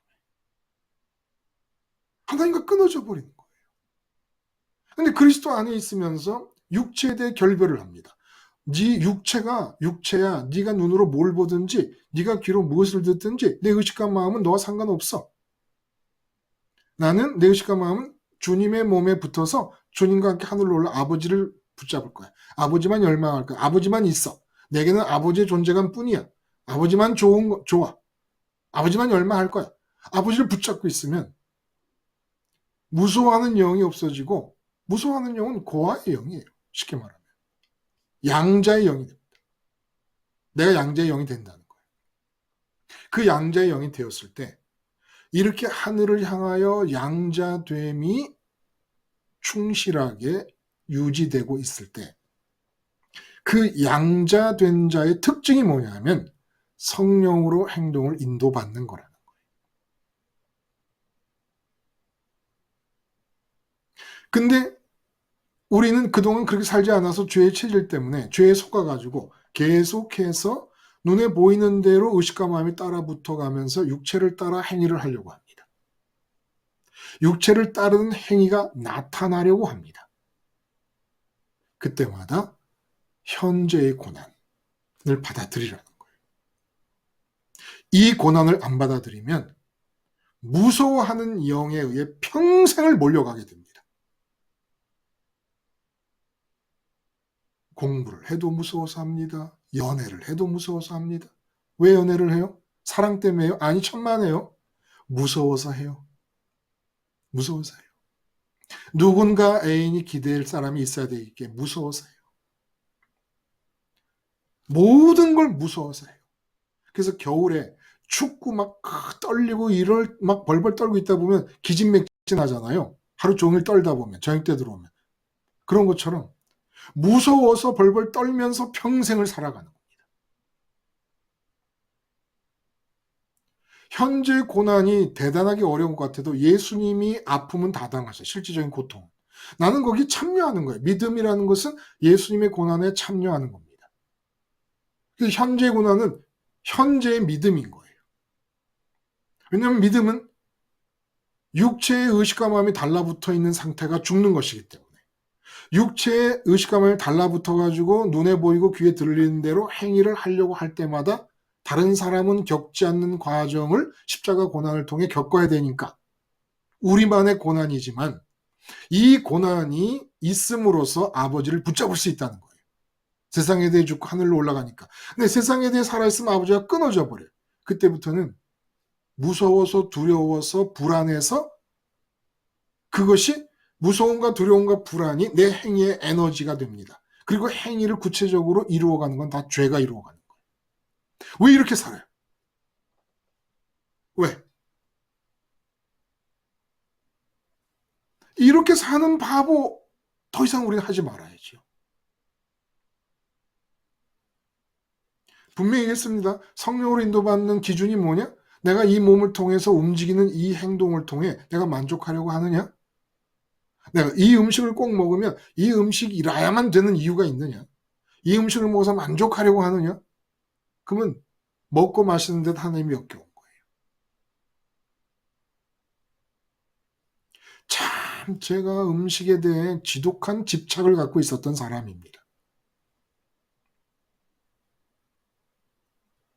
근데 요즘은 조금 낮은 거예요. 낮은 게 어떻게 나타나느냐? 같이 먹으면 옛날보다 더 먹이고 싶은 마음이 많아요. 상대방을 먹이고 싶은 마음이. 내가 먹겠다는 생각보다 먹이고 싶은 마음이 조금 더 많아졌어요. 점점 더. 그리고 심지어는 그 뭐 상에서 이렇게 나누다 보면은 내 몫이 없을 수도 있잖아요. 근데 못 먹어도 상관이 없다는 생각이 드는 거예요. 옛날 같으면 내 몫까지 먹어 치우는 사람이 있으면 미워 죽을 뻔했을 거예요. 근데 요즘은 그냥 내가 못 먹게 돼도 상관이 없어요, 마음에서. 그만큼까지는 변한 거예요. 그런 마음이 있어야. 그래서 제가 가끔 뭐 국밥이라도 먹으러 갈 거면 제가 꼭 통가을애처럼 물어봐요. 집사람한테 물어봅니다. 아, 내가 먹고 싶은 걸 먹어야지요. 그래도 가장인데. 근데 그렇지 않고 뭐 먹을래? 뭐가 먹고 싶어? 맨날 그래봐야 저 사람 뼈다귀 해장국밖에 못 먹어요. 뼈다귀 해장국이 제일 맛있대. 근데 하여간 이거를 내가 못 먹으면 못 견디겠습니까? 고난을 자처하세요. 음식 먹는데 고난을 자처하는 거예요. 여러분, 티끌모아 태산입니다. 작은 일에서 구멍이 뚫리면, 작은 일 3개, 4개가 모이면 왕창 뚫려 하나님을 잃어버립니다. 또 딴 데가 있어요. 의식과 마음이 완전히 딴 데가 있습니다. 가랑비에 옷 젖는 줄 모른다고 가랑비같이 작은 일에서 끊임없이 고난, 우리가 당하는 고통도 아니에요. 예수님이 당한 고통에 참여만 하는 겁니다. 이런 현재의 고난을 사도 바울이 말씀하시기 위해서 뜬금없이, 정말 뜬금없이 피조물에 고대하는 바라는 단어가 튀어져 나와요. 피조물에 고대하는 바. 나 자신이 고난을 자처하지 않으면, 현재 고난을 당하지 않으면 무서움의 영이 임하게 됩니다. 진짜 쓴맛을 보게 됩니다. 정말 힘든 게 뭔가, 고통스러운 게 뭔가를 느끼게 된다는 거예요. 근데 내가 고난을 자처하면 양자의 영을 받게 됩니다. 근데 이 양자의 영으로 받아서 내 행위가 성령의 이끌림을 받게 될 때 나타나는 영향력이 나에게만 미치는 게 아니라는 거예요. 피조물에게 미친다는 겁니다. 피조물이라는 단어를 쓴 이유는 예수님께서 말씀하시기를 부모나 형제나 자매나 너희 자신보다 나를 더 사랑하지 않으면 내게 합당치 않다. 이제 이런 말씀을 하셨잖아요. 근데 이런 말씀 대신에 창조주와 피조물을 대별시키십니다. 내 몸도 피조물이에요. 내 몸도. 그래서 의식과 마음이 십자가에서 예수님의 고난에 참여함으로써 고난을 자처해서 의식과 마음이 내 몸에서도 분리가 돼야 된다는 얘기를 하시는 거예요. 이 몸부터 피조물의 세계가 시작이 되는 겁니다. 내 입장에서 보면 내 몸으로부터 피조의 세계가 시작이 되는 거잖아요. 그리고 십자가에서 세상에 대해 죽었다 할 때도 내 몸으로부터 관계가 시작되면서 그 영역에 대해 죽는 거잖아요. 이렇게 몸으로부터 시작되는 피조물의 이 세계가 내가 고난을 자처하지 않을 때 날마다 고난을 자처하는 삶, 내 의식과 마음이 육체에 의존돼서 보고 듣고 냄새나고 맛보고 손으로 만져지는 것들을 향해서 돌진하려는 상황이 될 때마다 십자가에서 죽는 고난을 자처하지 않게 되면 내가 무서움의 영에 들어가고 그렇게 행동한 것에 대해서 지옥의 가품으로 채무를 청산해야 될 뿐만 아니라 사는 동안에 내 주변의 모든 피조물, 창조주가 아닌 내 주변의 모든 피조물들이 다 생고생을 하게 된다라는 얘기를 하시는 겁니다. 내가 고난을 자처하는 게 뭐예요?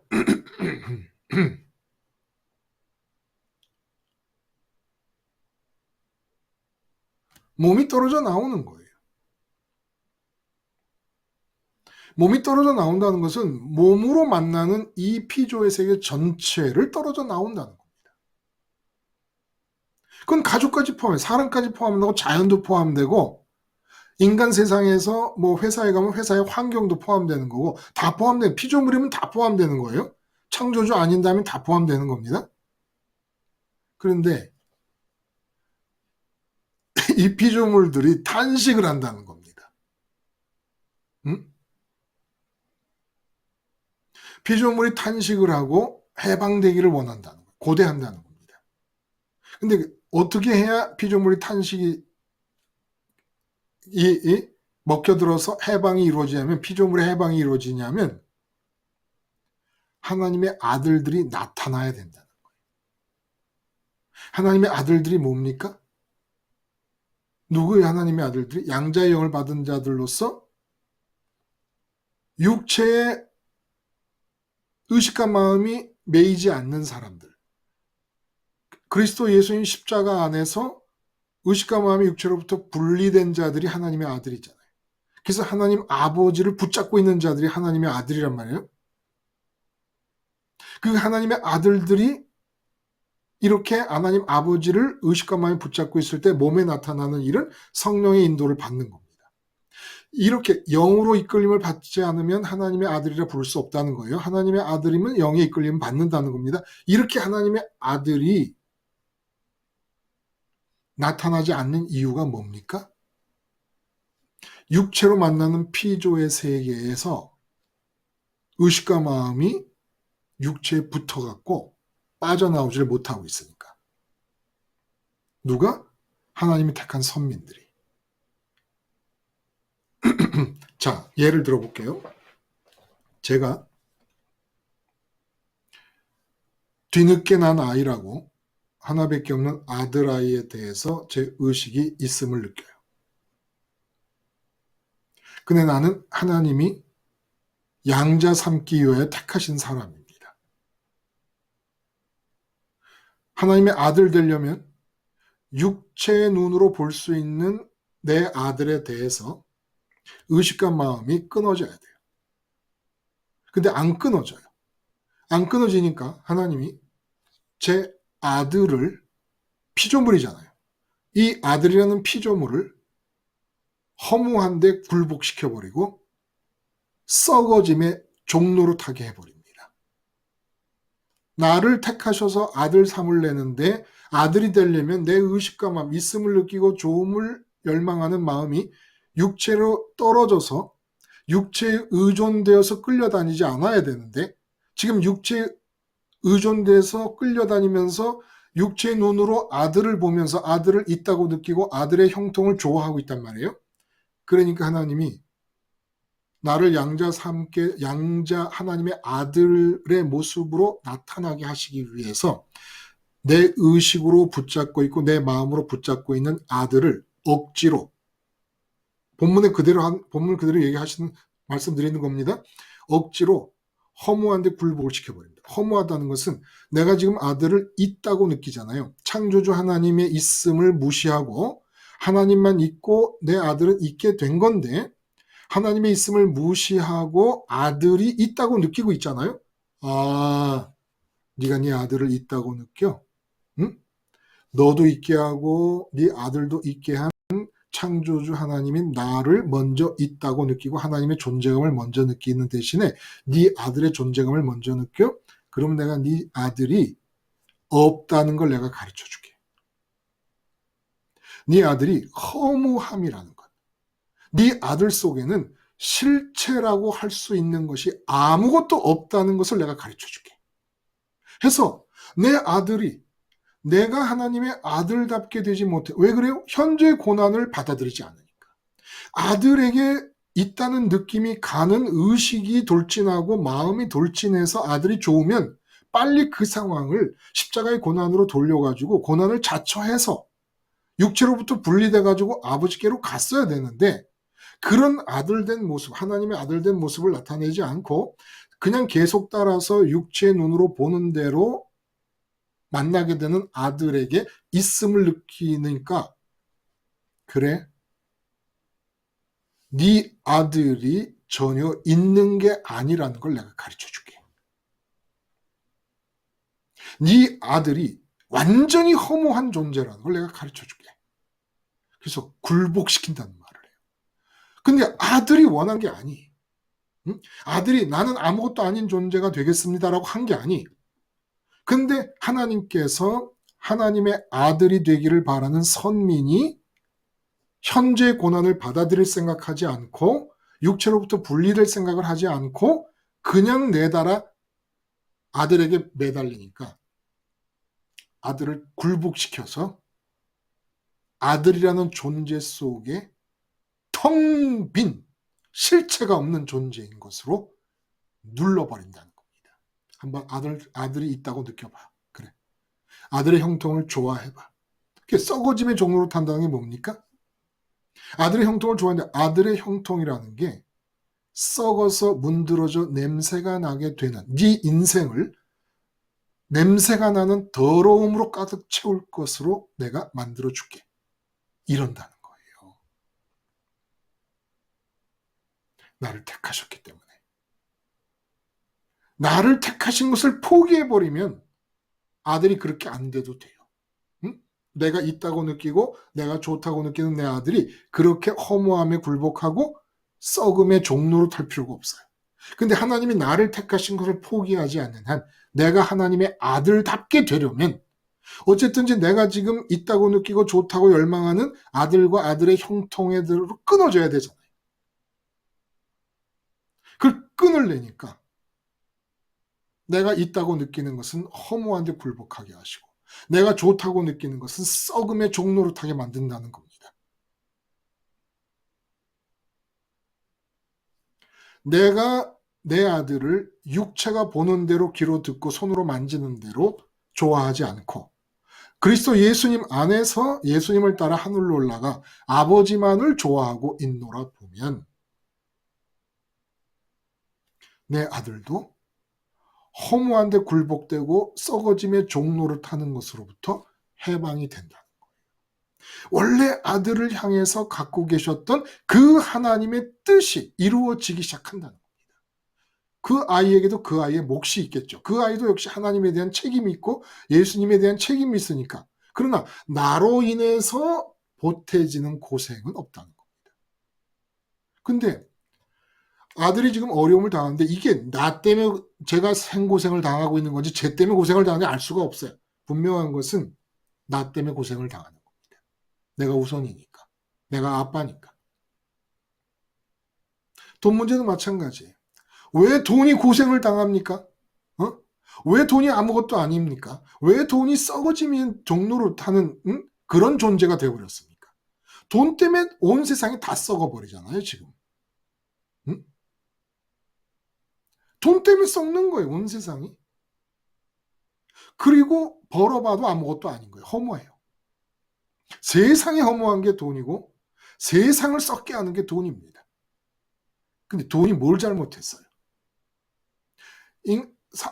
다른 인간들이 돈 좋아하는 건 상관 안 해. 하나님이 당신의 아들이 되기로 선택하신 사람들이 하나님의 아들로 드러나질 않고 돈 앞에만 있으면 돈 있음과 돈 좋음에 빠져가지고 돈 걱정에 빠져서 그냥 돈으로 내달려 버린다는 겁니다.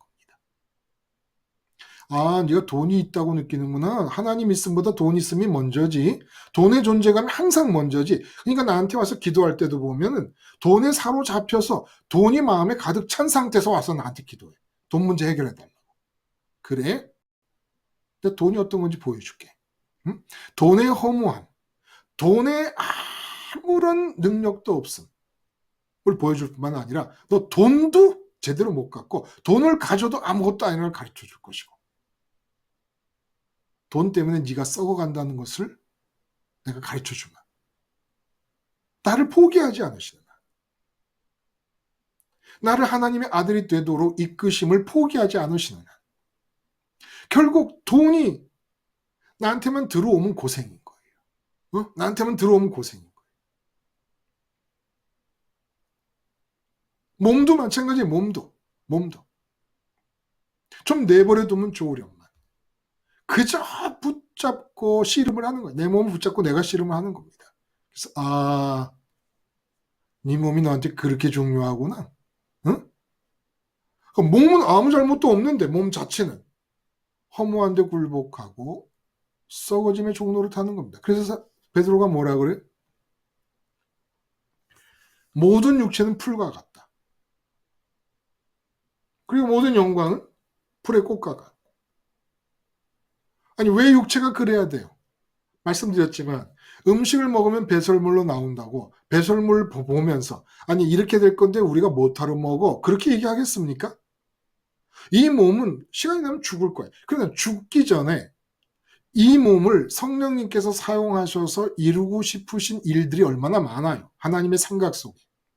근데 내가 정신을 못 차리고 몸이 소중하다 그러고 의식과 마음이 아버지께로 가지 않고 몸에 달라붙어 있으니까 몸을 쓰실래야 쓰실 수가 없는 상황이 되어버립니다. 그러니까 몸이라는 피조물이 탄식하는 거예요. 뭐라고 탄식하냐?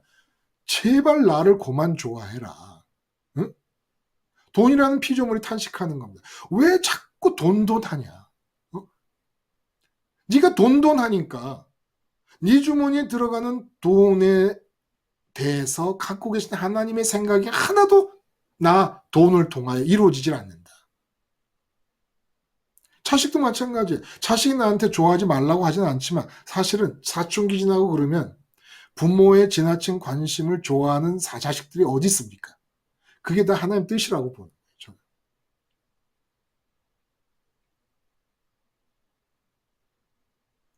제발 날 그만 좋아라는 겁니다. 어? 왜 하나님께로 가야 될 의식과 마음으로 피조물인 나에게로 쇄도에 들어오느냐는 거예요.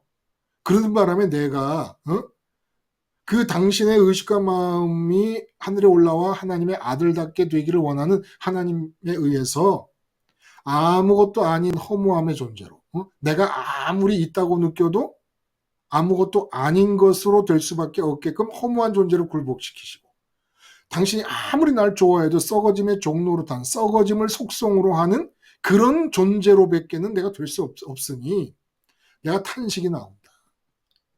날 그만 좋아해라. 난 피조물이다. 왜 창조주를 안 좋아하고 나를 좋아하느냐. 이러신다는 겁니다. 이런다는 겁니다. 피조물들이. 어떻게 하면? 현재의 고난을 안 받아들이면. 현재 고난을 안 받아들이면 내가 관계하는 모든 피조물들은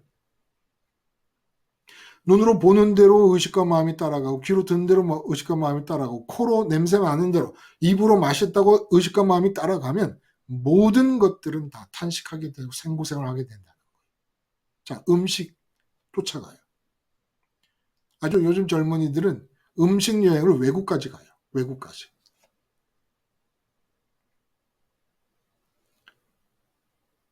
몸이 고생입니다. 몸이 고생이에요. 제가 그랬어요. 집사람한테. 어느 날인가 제가 한 30년 이상을 아침에 빵을 먹어요. 빵하고 뭐 달걀하고 우유하고 이렇게 먹습니다. 근데 빵을 이렇게 뭐 버터도 바르고 뭐 그 위에 또 잼도 바르고 그다음에 이거 슬라이스 치즈를 얹어 먹거든요. 아 근데 물리는 거예요. 물리니까 집사람을 아침에 안 나가겠다고 하는 걸 끌고 가서 맥도날드도 가서 먹기도 하고 뭐 좀 이걸 해봐라 저걸 해봐라 그러지만 해결이 안 돼요. 근데 제가 세계 여행 그 텔레비를 보거든요. EBS에서 하는 텔레비를 보는데 오지로 이제 여행을 가는 거예요. 뭐 필리핀이라든지 아니면 뭐 알지도 못하는 나라 오지로 여행을 가면 그 나라 사람들이 먹는 게 참 너무 지독할 정도로 한정이 돼 있어요. 어떤 필리핀 오지에 있는 사람들은 옥수수 나무 같은 밑에서 열리는 고구마 같은 것으로 평생을 먹고 살아요. 그래서 제가 회개합니다. 그리고 감사하기 시작을 한 거예요. 하나님, 제가 죽을 죄를 졌습니다. 이 입을 따라, 입맛을 따라 먹을거리를 생각하며 불평불만을 늘어놨습니다. 어떤 걸 먹어도 상관없이 아버지로 만족하게 해주세요. 라고 했는데 진짜 아침마다 먹는 그 빵이 다른 빵이 되는 거예요. 다른 빵이 되는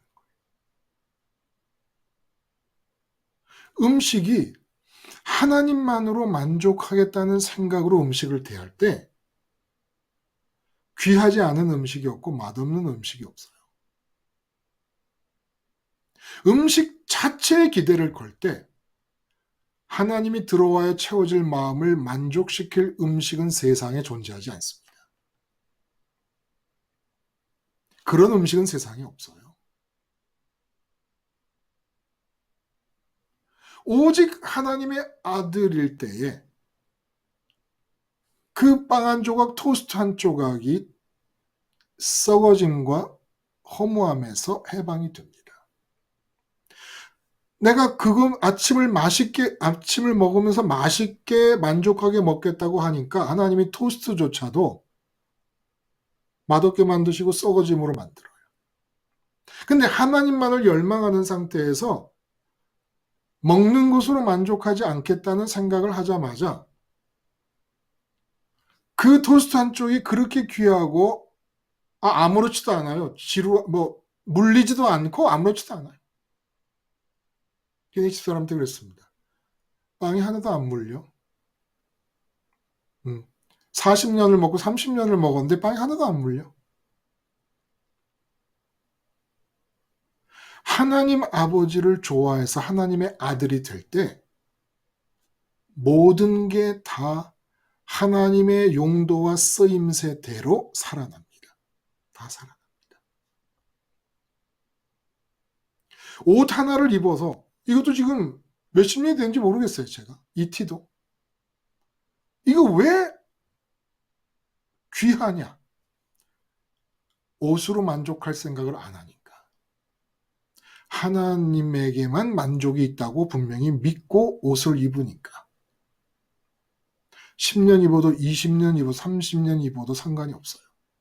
제가 강릉의 패션을 주도한다 그래요. 집사람이. 너무 유행과 상관이 없는 옷들을 입고 산책을 나가니까. 제발 그러지 말라고. 다른 사람도 생각해 달라고. 근데 무슨 상관이겠습니까? 여러분, 하나님만 좋아해 보시고 옷으로 만족할 생각을 한번 하지 말아 보세요. 여러분 옷장에 걸려있는 옷들이 얼마나 소중하고 귀한 옷들로 변하는지 알 수가 없습니다. 왜 그것이 지루한 옷이 돼버립니까? 옷으로 만족하려니까 옷이 피조물인데 허무함과 썩어짐의 종로로 타게끔 만드시는 거예요. 또 다른 옷을 사야 돼. 또 다른 옷을 사야 돼. 끊임없이.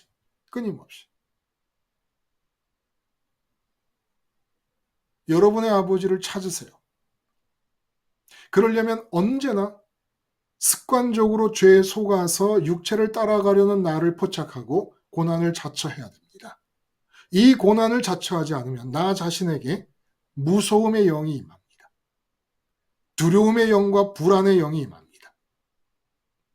7살짜리가 들판에서 엄마 아빠를 잃었을 때와 똑같은 상황이 벌어집니다. 그러니까 이 아이에게는 뭘 갖다 줘도 울음이 그칠 수가 없는 거예요. 빵을 갖다 주면 그칩니까? 엄마 아빠가 있어야 되는데 엄마 아빠가 있어야 되잖아요. 그 두려움과 그 무서움이 여러분의 행위의 에너지가 되어서는 안 돼요. 끊어지니까 아버지를 잃어버리는 거예요. 왜? 육체를 따라가니까. 그래서 그렇게 육체를 눈으로 보고 귀로 듣고 오감으로 포착되는 육체의 대상물들을 쫓아가려고 할 때마다 고난을 자처하면 이 고난의 몇천 배, 몇만 배 무한히 큰 무서움의 영이 사라지고 그리고 그런 고난을 자처하지 않을 때 몸부터 시작해서 몸과 관계있는 피조세계 전체가 탄식과 썩어짐의 종노릇함과 허무한데 굴복하는 일이 벌어지게 됩니다. 내가 십자가 예수님 안에서 오직 하늘에 계신 하나님 아버지만 좋아했을 뿐입니다. 사도 바울이 그러잖아요. 보는 것을 누가 바라리요? 응? 보이지 않는 것을 바라면 참음으로 기다릴지니라.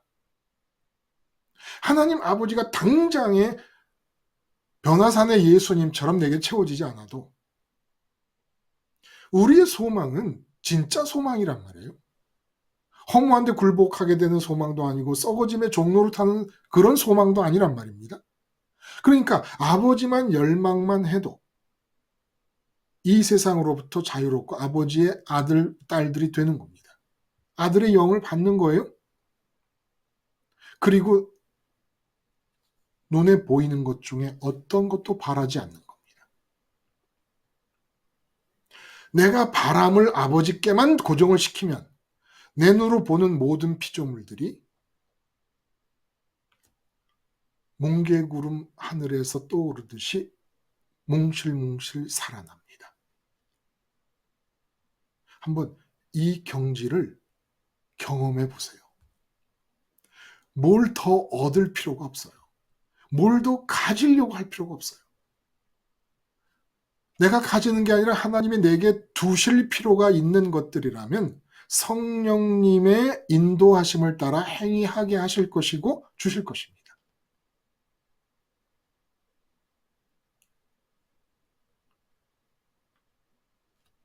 눈에 보는 것을 누가 바라리요? 눈에 보는 것을 바라면 안 돼요. 보이지 않는 것을 바라는 거죠. 그러니까 어떤 사람이 이렇게 얘기해요. 내가 예를 들어 10억을 벌려고 그런다. 그러면 10억은 당장에 안 보이는 거 아니냐. 그냥 눈에 보는 것을 누가 바라리요? 눈에 보는 것을 바라지 않는다라니 그런 얘기 아니겠느냐. 아니, 그런 얘기 아니죠. 피조물의 세계를 말하는 겁니다.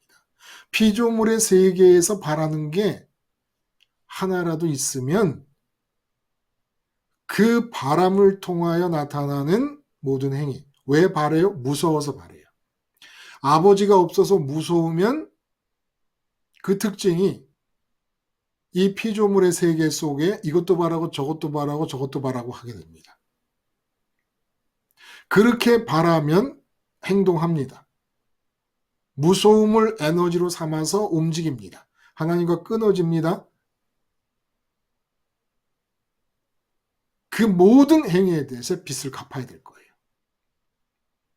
하나님, 예수님이 심판대에 있을 때 나를 봅니다. 그러면 내 생애를 쭉 보면서 내가 한 행위를 봐요.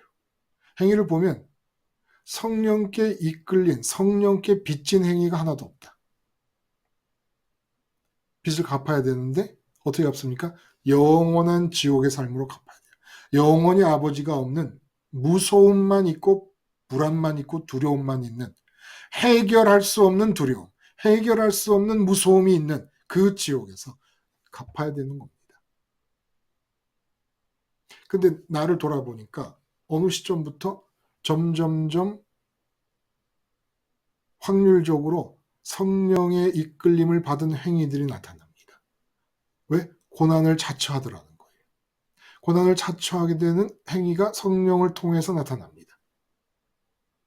고난을 자처하니까 행위를 빚지는 성령의, 그러면 그 성령의 빚진 모든 것들을 하나님이 기뻐하심으로 받아들이면서 차곡차곡 쌓아놨다가 상급으로 돌려주신다는 거예요. 하나님이 기뻐하시는 게 뭐다?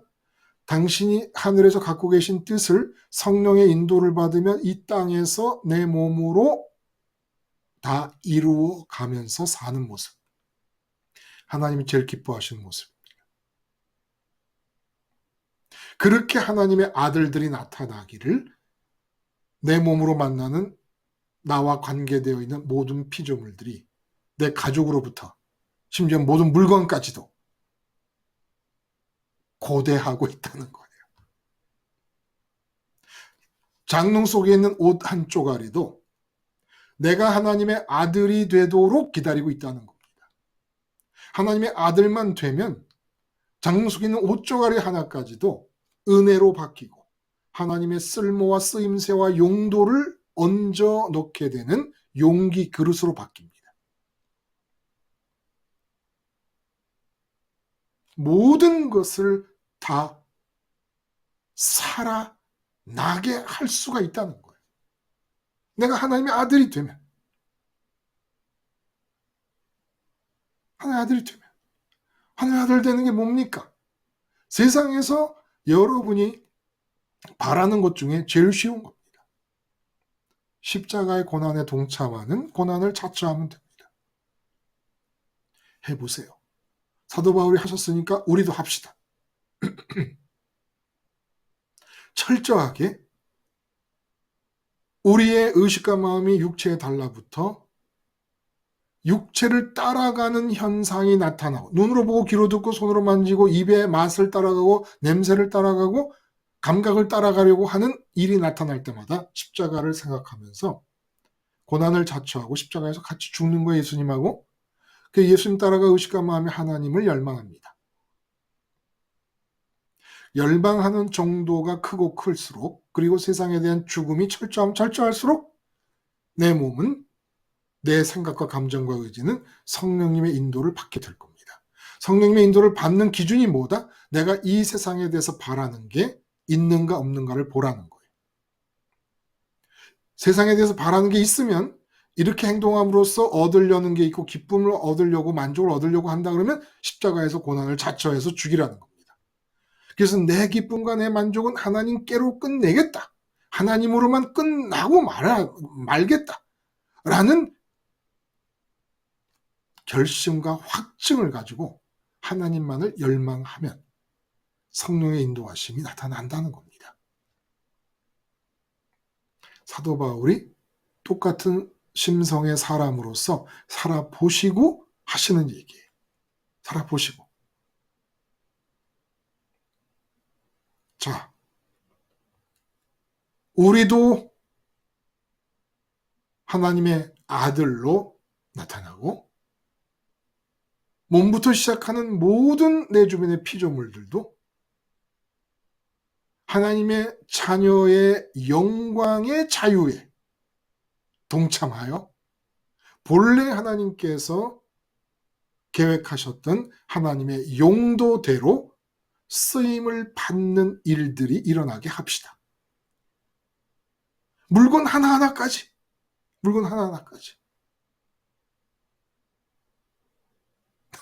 놀랍지 않아요? 이 십자가 복음을 갖고 생활을 한다는 것이 사도 바울을 통해서 이렇게 증언이 되고 있어요. 참 놀랍고 기가 막히지 않습니까? 이렇게 사는 게 제일 쉽지 않겠어요? 아니, 이거보다 더 쉬운 일이 있을까요? 우리가 하는 일이 뭐예요? 육체의 의식과 마음이 달라붙어 육체를 따라가려고 하는 순간마다 고난을 자처하는 겁니다. 십자가에서 예수님과 함께 죽은 자임을 자처하는 겁니다. 그래서 의식과 마음은 하나님만 열망, 하나님의 있음을 느끼고 하나님만 열망하는 겁니다.